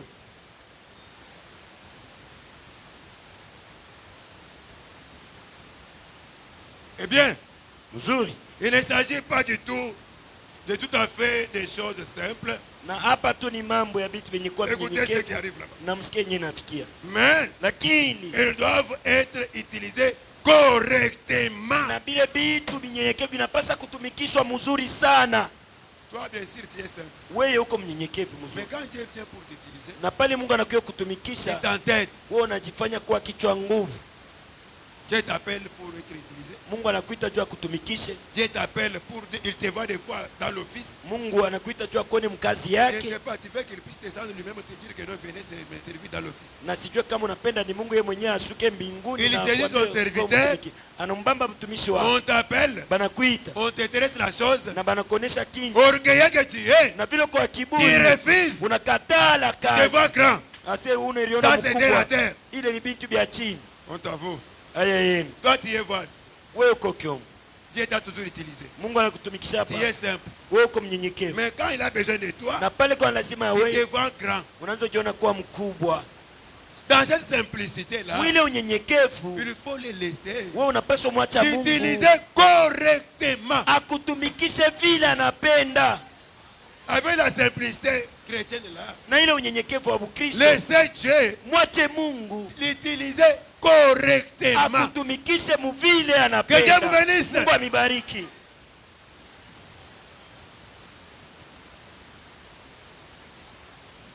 Évoluons. Twende kumbele. Tout homme qui vivait au désert n'était pas Jean. Mtu wote alikuwa anaishi mjango ashikwe paka Yohani. Tout homme qui portait une fraude n'était pas David. Na mtu wote mwenyewe alikuwa na ile upinde ashikwe paka Daudi. Tout homme Mtu wote qui avait ses fusils mwenyewe alikuwa na ile n'était sila pas David. ashikwe paka Daudi. David Daudi avait une mission ye alikuwa na et kazi son yake temps na wakati et son yake expérience na maisha yake avec Dieu, na Mungu, avec cette chose qu'il possédait. na kitu alikuwa nakyo mkono.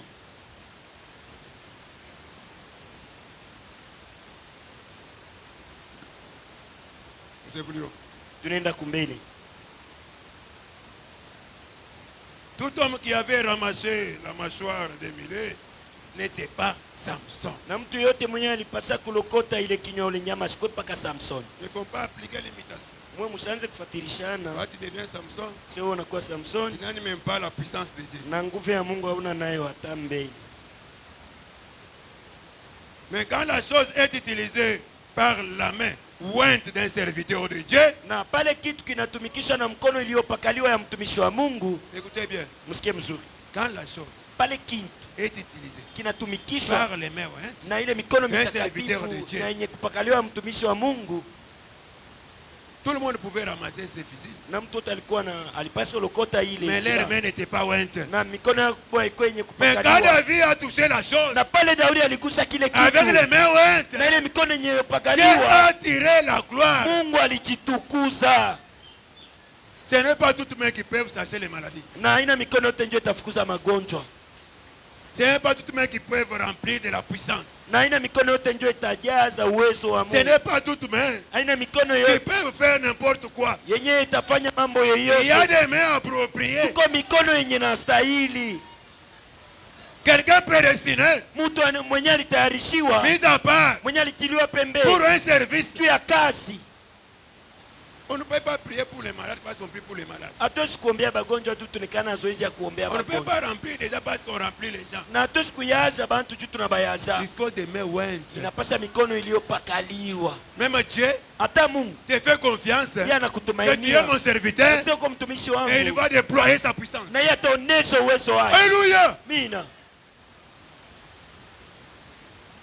Je continue. Naendelee.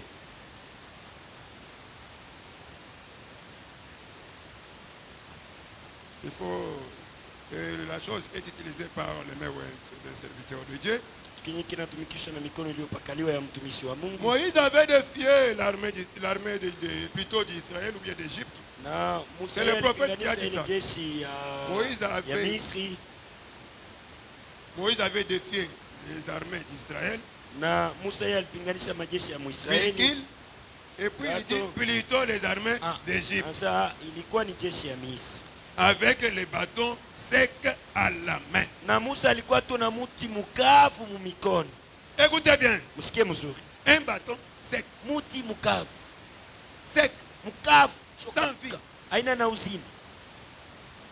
Mais comme Moïse a touché la chose, Na sasa vile Musa aligusa kile kitu, lui avec la force de l'Éternel, Musa yeye mwenyewe alikuwa na uwezo ya milele, la chose a pris d'autres formes. na kile kitu kilibeba hali ingine.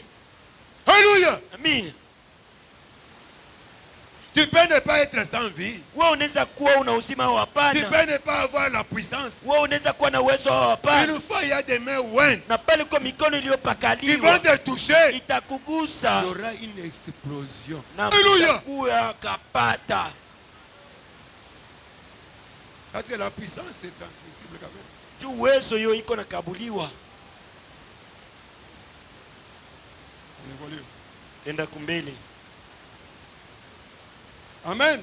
Amina. Une fois, Moïse était un lâche Na Musa yeye alikuwa kama mtu mwa kuachilia na mvivu, avec Kedarshom et Sephora na mtoto yake Gershom na Sephora, derrière le désert.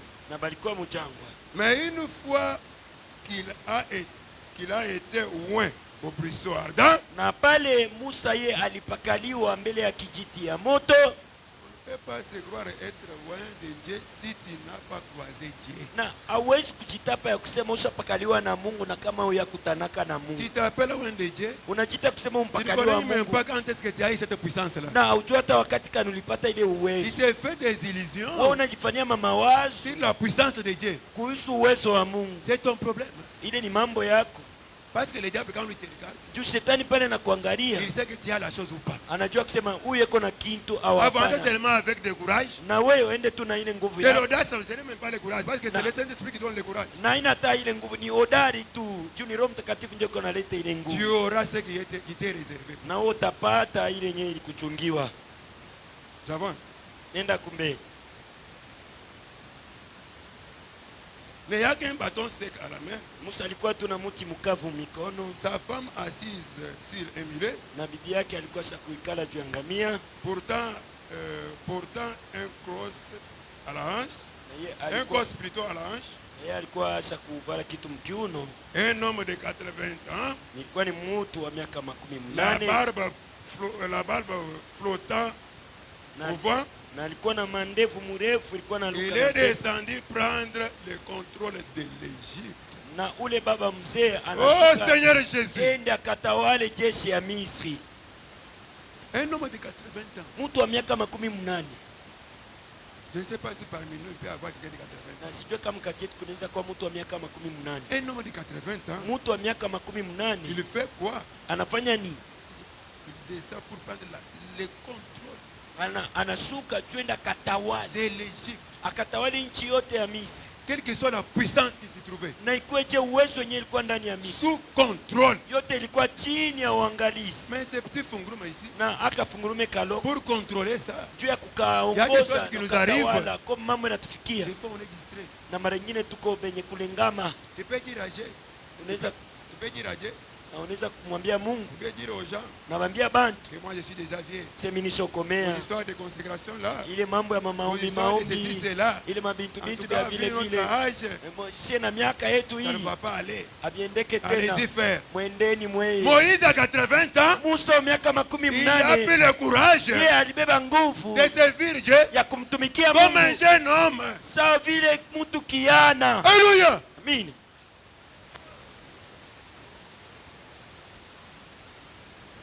Avec un bateau Na sec muti, de berger dans sa main, muti mwa mikavu ya wachungaji wa kondoo a mkono yake. défié les armées entières du monde.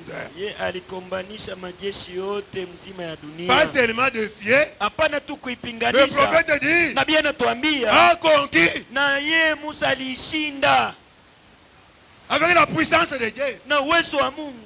La victoire est certaine. Ushindi ni ya kweli. Et puis, Na kisha il est sorti. Musa alitoka. Dieu vous bénisse. Mungu amibariki. On évolue. Tunaenda kumbeni. Je voulais les prophètes. Na misomea nabii, J'ai fait des petits commentaires. akasema kidogo tu. Et je crois que la chose est en train de s'installer. Mimi naona kusema kitu kiko nenda na ikala. Je prends l'écriture. Tabeba andiko. Tenez-vous tranquille. Mukai tu mustare.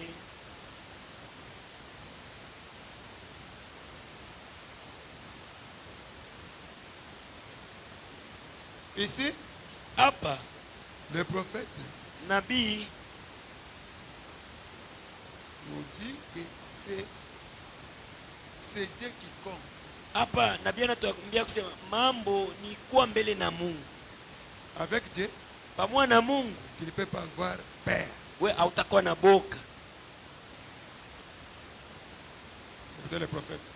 Tumsikie nabii. Parce que s'il va vous raconter l'histoire hapa ataniambia hadithi du petit poisson. Ya kale kasamaki kadogo. Je ne peux pas seulement parler de Moïse.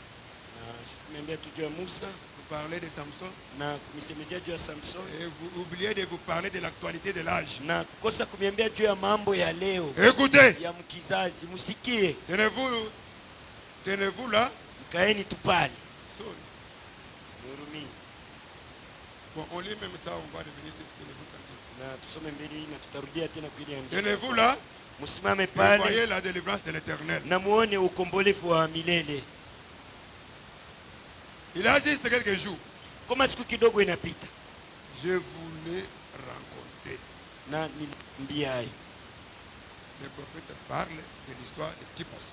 Na nabii anasema juu ya hadithi ya kale kasamaki kadogo. Là, pale dans un petit lac du Kentucky, na ilikuwa ni mkishiba kimwa kia Kentucky, flottant sur l'eau un petit poisson mort. Na kasamaki kamwa kadogo kasha kufa kalikuwa yule ya mai. Dans cet âge, mu ikizazi, c'est Dieu ici. Huyu Mungu huyu donne la vie eko na pana uzima même au poisson. Hata kuma samaki. Poisson. Samaki. Comment ici? Yenye tunakulaka. Et après vous les laissez là derrière la maison. Na kisha mtaenda kuiacha nyuma ya nyumba. Mais Dieu donne la vie. Mungu ye anampa uzima samaki. À combien plus forte raison? Sasa mara ngapi sheri? Toi une personne. Weye Mungu. Ayant ces soucis là. Na uko na ile nia. D'avoir la vie. Ya kupata uzima. Na Mungu atashinda uko bayo. Na nipaka tu nachunga kitu kenyao ya tubu. Na shema sijue tutafikia wakati kani. Ni hapa niko na maandiko kweli. Na tunaweza kwenda na kusikia hii hali ya mzuri. Je continue avec le prophète. Naendelea na nabii. Là, pale, depuis une demi-heure, na tangu saa nusu, j'ai vu Dieu arrêter la mort. Na mimi nilimwona Mungu anasimamisha lufu. Un simple petit poisson. Na kasamaki kadogo tu ka kawaida. Si vous ne pensez pas que vous êtes plus qu'un poisson, na kama mwaje kusema mko zaidi ya samaki, combien l'homme vaut plus qu'un poisson? Mara ngapi mtu eko na bei kushindia samaki? Si toi tu ne penses pas que tu as des valeurs, na kama waje kusema uko na bei plus que ces petits poissons, kushindia kale ka samaki, comprenez seulement que c'est le péché qui te lie. Na wewe uone ya kusema tu ni dhambi ndio inakufunga.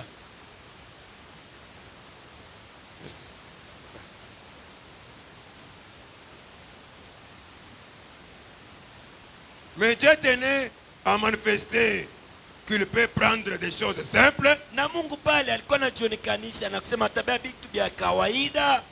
Et de montrer qu'il est toujours la résurrection et la vie. Na kuonesha kusema yeye Mungu ni paka ufufuko na uzima. Qu'est-ce qu'il a fait? Alifanya nini? Il a arrêté la mort. Na Mungu yeye alisimamisha lufu. Dans ces petits poissons. Ndani ya ule samaki kidogo. Pourquoi les prophètes Dieu l'a utilisé comme ça? Najua nini nabii Mungu alifikia kumtumikisha vipi? Je vous ai dit que na nilimiambia cet homme de Dieu huyu mtumishi wa Mungu était simple. Alikuwa mnyenyekevu. Et avec sa simplicité, na ile unyenyekevu yake, qui a attiré gloire. Mungu alijitukuza.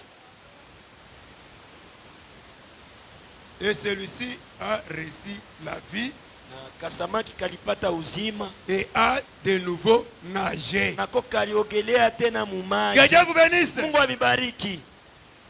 Quand le petit poisson a reçu la vie. Na pale kale kasamaki kalipata tena Il uzima. n'était pas encore resté toujours dans cette même position. Na kwa kakubakie paka mwile ali moya Ce moya. petit poisson a pris la marche. Ule samaki alibeba tena mwendo. Qui est ce chrétien-là? Ni Mkristo gani Depuis que ule? toi tu as reçu le Na Saint-Esprit, tangu ulipokea Roho tu Mtakatifu. n'avances pas, Wewe uende tu ne kumbele. fais pas la marche, Wewe tu n'es utembee. pas justifié, Wewe tu n'es pas sanctifié, Wewe tu n'es utakasiwe. pas baptisé du Wewe Saint-Esprit. ubatizwe na Roho Mais tu Mtakatifu. imagines seulement Na wewe unawazia tu ya le kusema Saint-Esprit. niko na Roho Mtakatifu.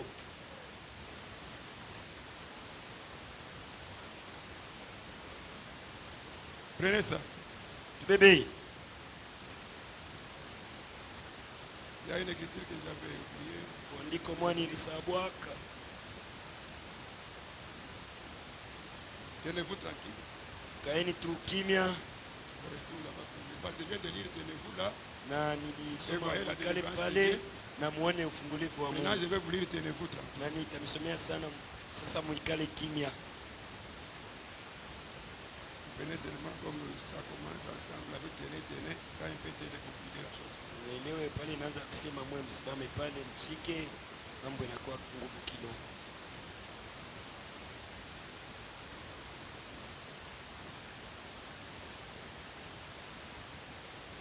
Je vous lis le paragraphe Somea mstari wa 19 19 et 20. na mstari wa 12. Écoutez les prophètes. Tumsikie nabii.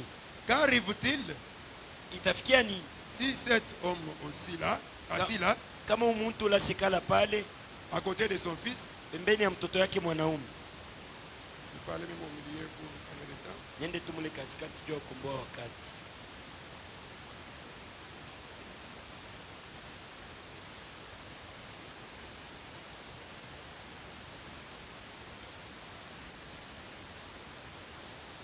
mais les chrétiens ne considèrent pas les circonstances.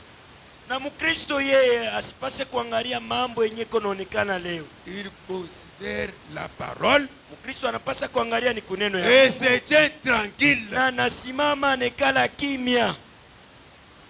Dieu l'a dit, Mungu aliisema cela est réglé. na ile mambo yote naisha. Lui a promis le Saint-Esprit. Mungu yeye alilaka Roho Mtakatifu. Et toi, tu as essayé de vivre ce qu'il a dit de faire. Na wewe ulipima kuishi vile vyenye Mungu Il t'a alisema. dit d'aller arranger ta vie. Alikwambia enda katengeneze Tu es maisha. parti arranger la vie. Ulienda kutengeneza maisha Et après, tu as besoin de lui. na kisha kwa lazima yake Qu'est-ce qui Mungu. peut l'empêcher? Na ni nini itamfunga Mungu?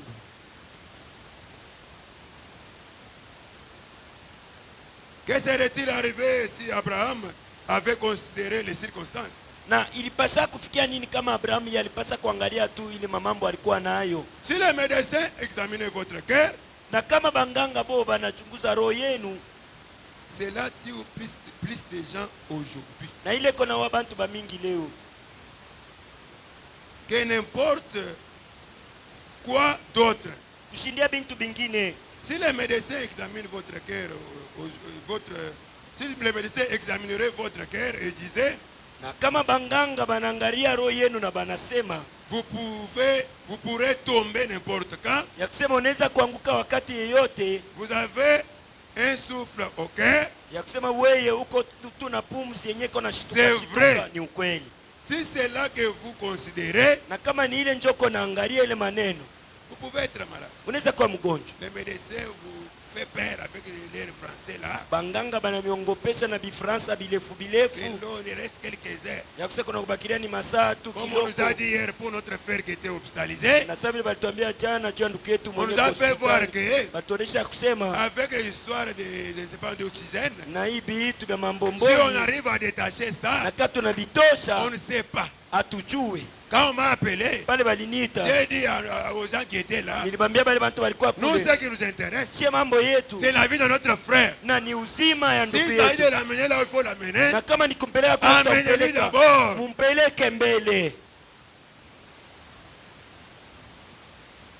Si c'est cela que vous considérez, Kama mweni bile njo munaangalia, alors vous êtes vous-même, alors vous êtes vaincu. na nikise pale sasa pale basa kumiwina Pour commencer, mbele tangu zamani. considérez ce que Dieu a dit. Muangalie tu bile Mungu alisema. Que Dieu vous bénisse. Mungu amibariki. Toi considère ce que Dieu va te We dire. angalia tu bile Mungu alikwambia.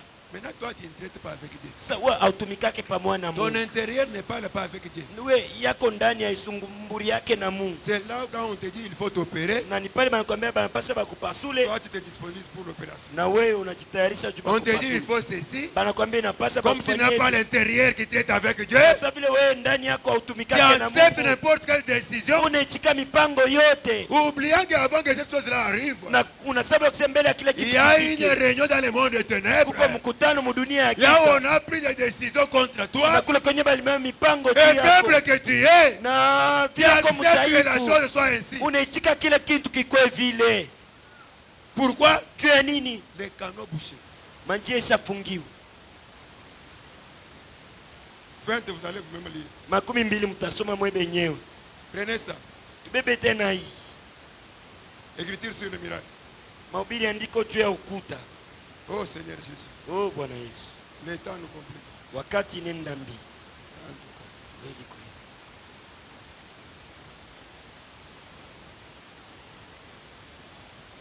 L'écriture sur le miracle. Andiko juu ya ukuta. Je prends le paragraphe 6. Tabeba mstari wa 6. Ce message est prêché Ujumbe inahubiriwa le 8 janvier 58. tarehe 8 mwezi wa kwanza mwaka 15 Je na suis sur 8. le 6e paragraphe. Niko mstari wa 6. C'est pourquoi Njoo pale. les chrétiens nés de nouveau Bakristo wenye kuzaliwa mara ya n'auront pili. jamais de fin Bo habatakuwa kamwe na parce qu'il y mwisho. a la vie éternelle. Tuko uzima wa milele. Et la vie éternelle Na uzima wa est milele. une partie propre de la vie de Dieu. Na uzima wa milele ni kipande cha uzima wa Mungu. Alléluia. Amin.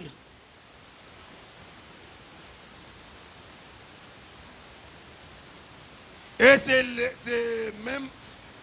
le même mot. Na ni msemo mbele mwa moyo. Le mot grec, Hii msemo ya Kiunani zoé, zoe.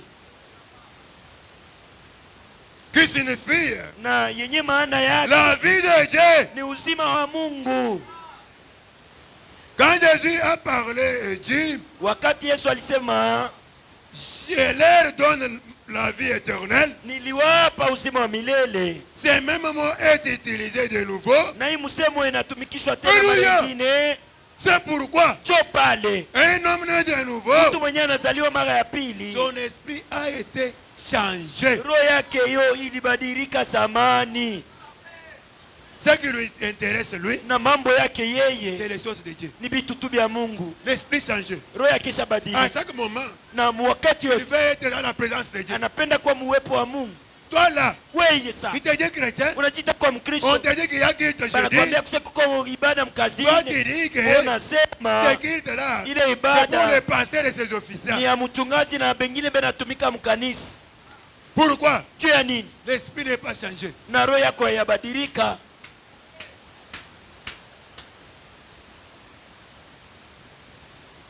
Je lis le prophète. Tamesomea nabii. Et il devient une partie de Dieu Na pale unakuwa kipande ya Mungu. pour autant qu'il soit un fils de Dieu. Na mpaka vile yeye ko mwana wa Mungu. Avec la vie de Dieu en toi, Na uzima wa Mungu ndani yako. tu deviens un fils de Dieu. Unakuwa mwana wa Mungu. Le prince du roi. Wewe unakuwa mtoto wa Dans mfalme. votre royaume, hein, Mfalme tu wenu. fais la fierté de ton père. Wewe uko ni fieri ya baba yako.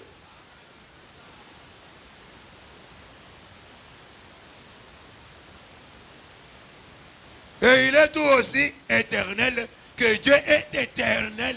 Na utakuwa milele paka vile Mungu na yeye ni wa milele. Mon frère, ma soeur, Ndugu yangu na dada yangu. laisse-moi te dire Acha que nikwambia kusema. pour les chrétiens, Je ba Kristo. nous ne mourrons pas. Si hatukufake. C'est ce corps qui meurt. Ni mwili njoo iko na kufa. Mais la personne spirituelle Lakini hein, ule mtu wa kiroho est éternelle. yeye ni wa Parce milele. que la parole de Dieu Kwa sababu neno ya Mungu qui donne la vie yenye inaleta est uzima. Hiyo éternelle. ni ya milele. Alléluia. Amina. S'il y a quelqu'un Kama disponible, kuko mtu mwenye kuwa cette vie tayari. Ile éternelle uzima wa va milele entrer en toi. inapaswa ingia ndani Que Dieu yako. vous bénisse. Mungu amibariki.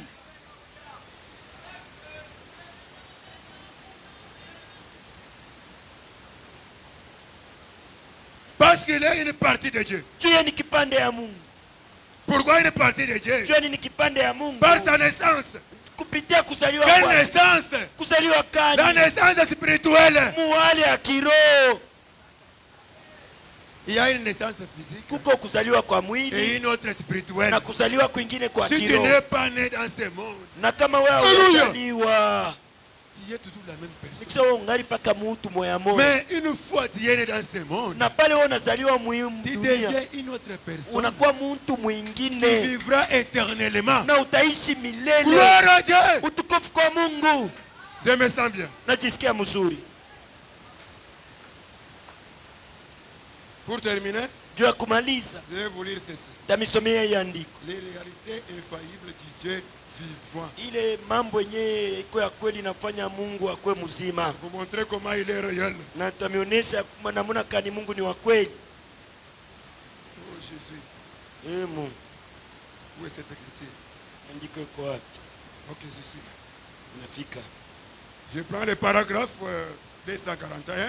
Beba mstari wa 241. Ce message est prêché le 26 juin 60. Hii ujumbe unahubiriwa tarehe 26 mwezi wa 6 mwaka wa Jésus, aide-moi. En tout cas, kweli kweli. soyez connectés. Mungiwe. Dieu Mungu. est un Dieu de réalité. Mungu huyu ni Mungu wa mambo ya kweli.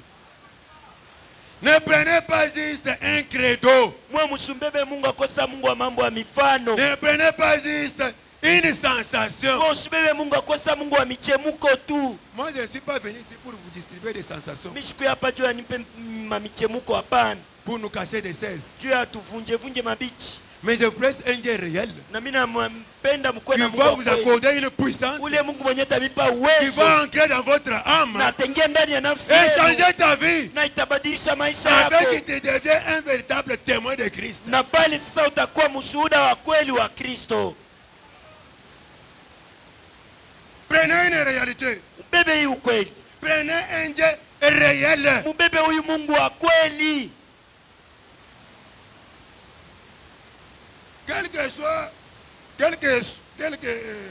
Quelque chose que Dieu est, Kitu kenye Mungu eko.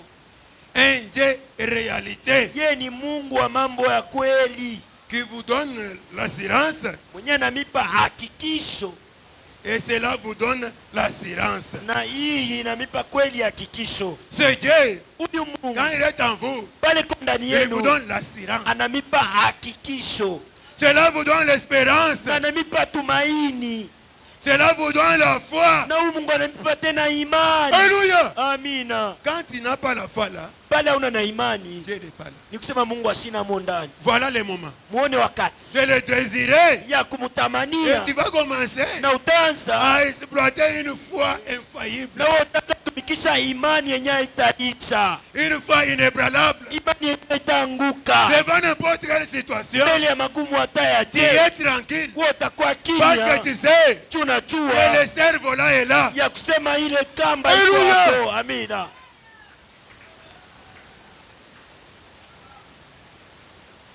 Cela vous donne l'esprit. Ile namipa roho Cela vous donne des signes. na ile namipa na maalama Avec le Saint-Esprit, na Roho Mtakatifu quand ça entre, pale tu inaingia, vas connaître parce qu'il y a des signes. utaanza kubiua juu kuko na maalama. Ne nous dites pas que non, moi je ne sais pas quand est-ce que c'était. Usituambie milo wangu mishiwe kama ringiaka wakati kani mbele. Cela vous donne des miracles. Na ile tamipa miujiza Avec le Saint-Esprit, pamoja na Roho il Mtakatifu, y aura des miracles. utakuwa na miujiza. Cela fait de vous exactement ce que cela a fait en Christ. Na ile Roho Mtakatifu hiyo itakusukuma ufanye mpaka vile wenyewe alifanya ndani ya Kristo. Avec le Saint-Esprit, Na Roho Mtakatifu c'est la continuité ni du kuendelea ministère de Jésus. ya kazi na huduma ya Yesu. Quand Jésus était encore sur terre, Bali Yesu alikuwa hapa pa dunia devant la tombe de Lazare, mbele ya kaburi ya Lazaro. avant de prononcer la parole, Mbele ya Yesu kusema maneno, il a voulu d'abord alipenda kwanza que les gens qui étaient là kusema watu wenyewe walikuwa pale manifestent leur foi. bo baonekanishe imani yabo. Il les a demandé alibaomba de rouler la pierre. nabo batoshe ile Lui jiwe. qui était capable Yeye Yesu alikuwa na d'enlever uwezo la chose ya kutosha par sa kitu puissance. kupitia uwezo Mais il a wake, commencé d'abord lakini alianza par mbele l'évangile. na injili, L'évangile vous est présenté. na injili yoyi bana mihubiri. Et après, Na kisha Jésus a dit, Yesu alisema Lazare sort. Lazaro toka. Mais un prophète me dit, Na nabii wangu ananiambia, si Jésus n'avait pas cité le nom de na Lazare, kama Yesu asikutaja Haleluya! Lazaro, tous les morts ikisa wafu wote devaient ressusciter. walipaswa kufufuka. Pourquoi? Juu ya nini? Parce que la voix Juu sauti qui cria, yenye c'est la ililalamika même voix ni sauti moya qui a moya appelé Lazare yenye ilimwita de la Lazaro tombe. atoke mkaburi. Que Dieu bénisse. Mungu amibariki. Cette même voix-là Ile sauti moya moya vous appelle aussi inaniita na mweye pour te donner la vie. juu ya kupe uzima, Quelle vie? na uzima La kali, vie éternelle uzima wa qui est milele le véritable baptême du yenye Saint-Esprit kubatizwa kwa Roho qui Mtakatifu, va t'amener itakupeleka à un jour musiku perdre les pesanteurs de ce corps uopoteze buzito et bwa être mwili enlevé. unyanyuliwe. Que Dieu bénisse. Mungu amibariki En tout cas, kweli. je me sens même de m'arrêter par ici. Na mimi najisikia sana nisimamishia Au lieu taa de continuer. bali aniendelee. Tenez-vous debout. Usimame bwima. Oh Jésus. Oh Bwana Yesu, Votre souci c'est quoi? nia yenu ni nini? Ton problème c'est quoi? Mambo yako ni gani? C'est le Saint-Esprit? Ni Roho Mtakatifu, C'est le mariage? ni ndoa, C'est les enfants? ni batoto, C'est la maladie qui te tourmente? au ni magonjwa yako na Ton kuhangaisha? problème c'est quoi? Mambo yako ni mambo kali. Soyez debout s'il vous plaît. Msimame kwa bwima na miomba. Au moment où on balance quand même une douce musique, Kule batatukaburia mwimbo moya on upole, va nous amener dans une dimension ile itatupeleka muhatua où on va traiter avec Dieu. kwenye tutazungumza na Mungu. Ton problème c'est quoi? Mambo yako ni mambo kali, Parce que la puissance cassée est ici. juu uwezo iko hapa. Le Dieu qui t'a créé est ici. Ule Mungu alikumba iko hapa. C'est lui qui n'aime pas que tu puisses être perdu. Ule Mungu mwenye asipende upoteye.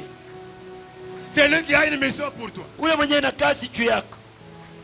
C'est lui qui avait déjà tout accompli. Ule mwenye alitendaka yote. L'œuvre de rachat, Ule kazi ya ukombozi il avait déjà préparé. alikosha tayari. Le pardon Usama pour les péchés commis juu ya mazambi yenye et ce que tu n'as unatenda jamais commis. na ile mazambi hauyatenda. Une fois le cœur est disponible, Na pale ule Mungu eko il te tayari, pardonne, il anakuhurumia, revient à toi. anarudia ndani yako. Une fois que tu es Na disponible, pale uko il tayari, descend, yeye il anashuka, t'installe en toi. anaingia ndani yako, anaikala.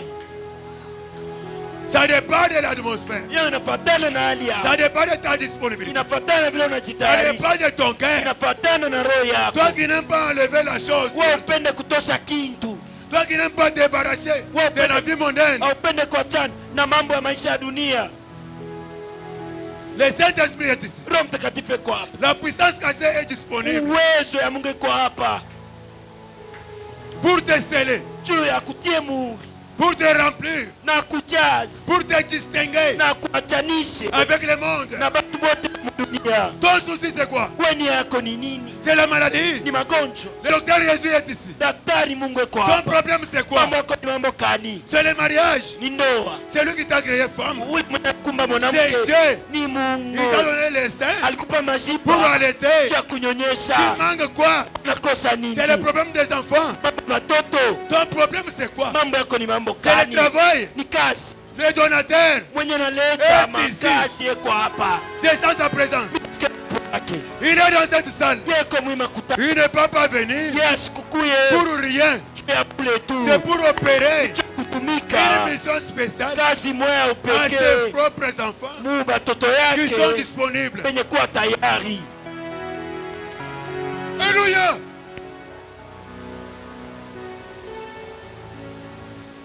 On balance la musique. Tumie mwimbo. Jésus agit encore, alléluia. Oh oui, Jésus agit encore, alléluia. Oh, alléluia.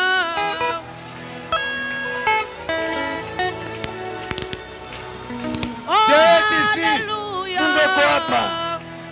Dieu est dans cette salle. Mungu La colonne de fer réelle Oh oui, je au suis milieu de nous. rempli encore. Alléluia. Ton problème c'est quoi? Oh oui, je suis rempli encore. Alléluia. Oh, alléluia. Entrons dans la prière. Oh, Présentez à Dieu ton problème.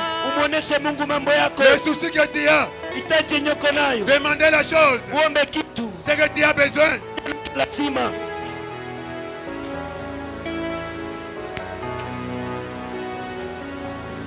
Wanashusha moto. Haleluya. Wanashusha moto. Haleluya. Oh, haleluya.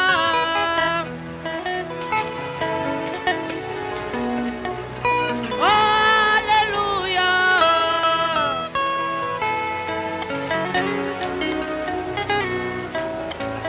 Oh oui, Jésus pardonne encore. Alléluia. Oh oui, Jésus pardonne encore. Alléluia. Jésus pardonne encore. Alléluia. Comme les jours de Pentecôte. Jésus pardonne encore. Alléluia. Comme les jours de Pentecôte. Jésus pardonne. Alléluia. Alléluia. Alléluia. Alléluia, alléluia. Renubajini malula yinu mwana we. Alléluia, alléluia. Renubaji wasama lwa yinu mwana we. Alléluia, alléluia. Renula yinu mwana wetu nzambi we. Alléluia, alléluia. Ewu wetu nzambi we nzambi osu we. Alléluia, alléluia. Oh, alléluia. Le jour de Pentecôte, Jésus agit encore. Alléluia. Le jour de Pentecôte, Jésus agit encore. Oh oui, l'action descend sur moi. Alléluia. Sensible. Oh oui, l'action descend sur moi. Alléluia. L'onction des sensibles. Oh, alléluia. Comme le jour de Pentecôte, l'onction des sensibles. Alléluia. Comme les jours de Pentecôte. Alléluia. Alléluia. Alléluia, alléluia. Renubajini malula yinu mwana we. Alléluia, alléluia. Renula yinu mwana wetu nzambi we. Alléluia, alléluia. Bana malwa ye olwa ilele. Bana malwa ye olwa ilele. Matula yinu jumwile. Lwa ilele. Matula yinu jumwile. Lwa ilele. Mwana makaye upato. Lwa ilele. Washa mugala kaye upato. Lwa ilele. Tena muwenu wa mubibo. Lwa ilele. Omanga wa banga. Manga wa banga.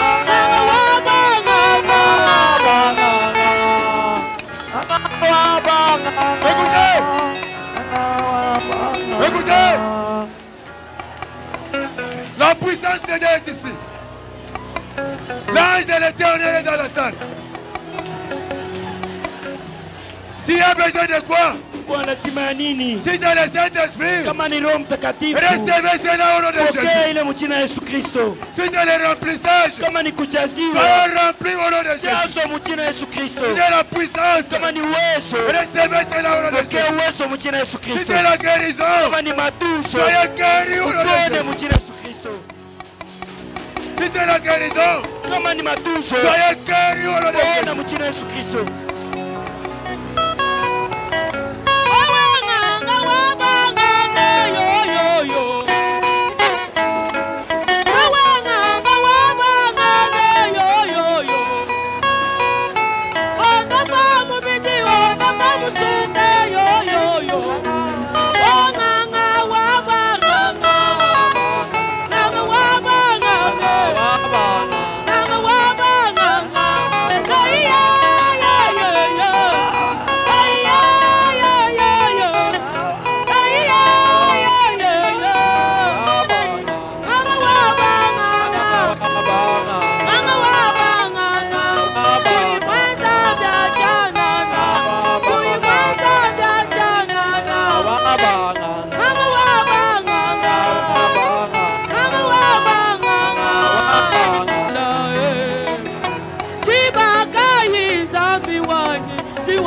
lekela ulishi wani enda tumpu unjila yani mema ulishi wani enda tumpu unjila yani mema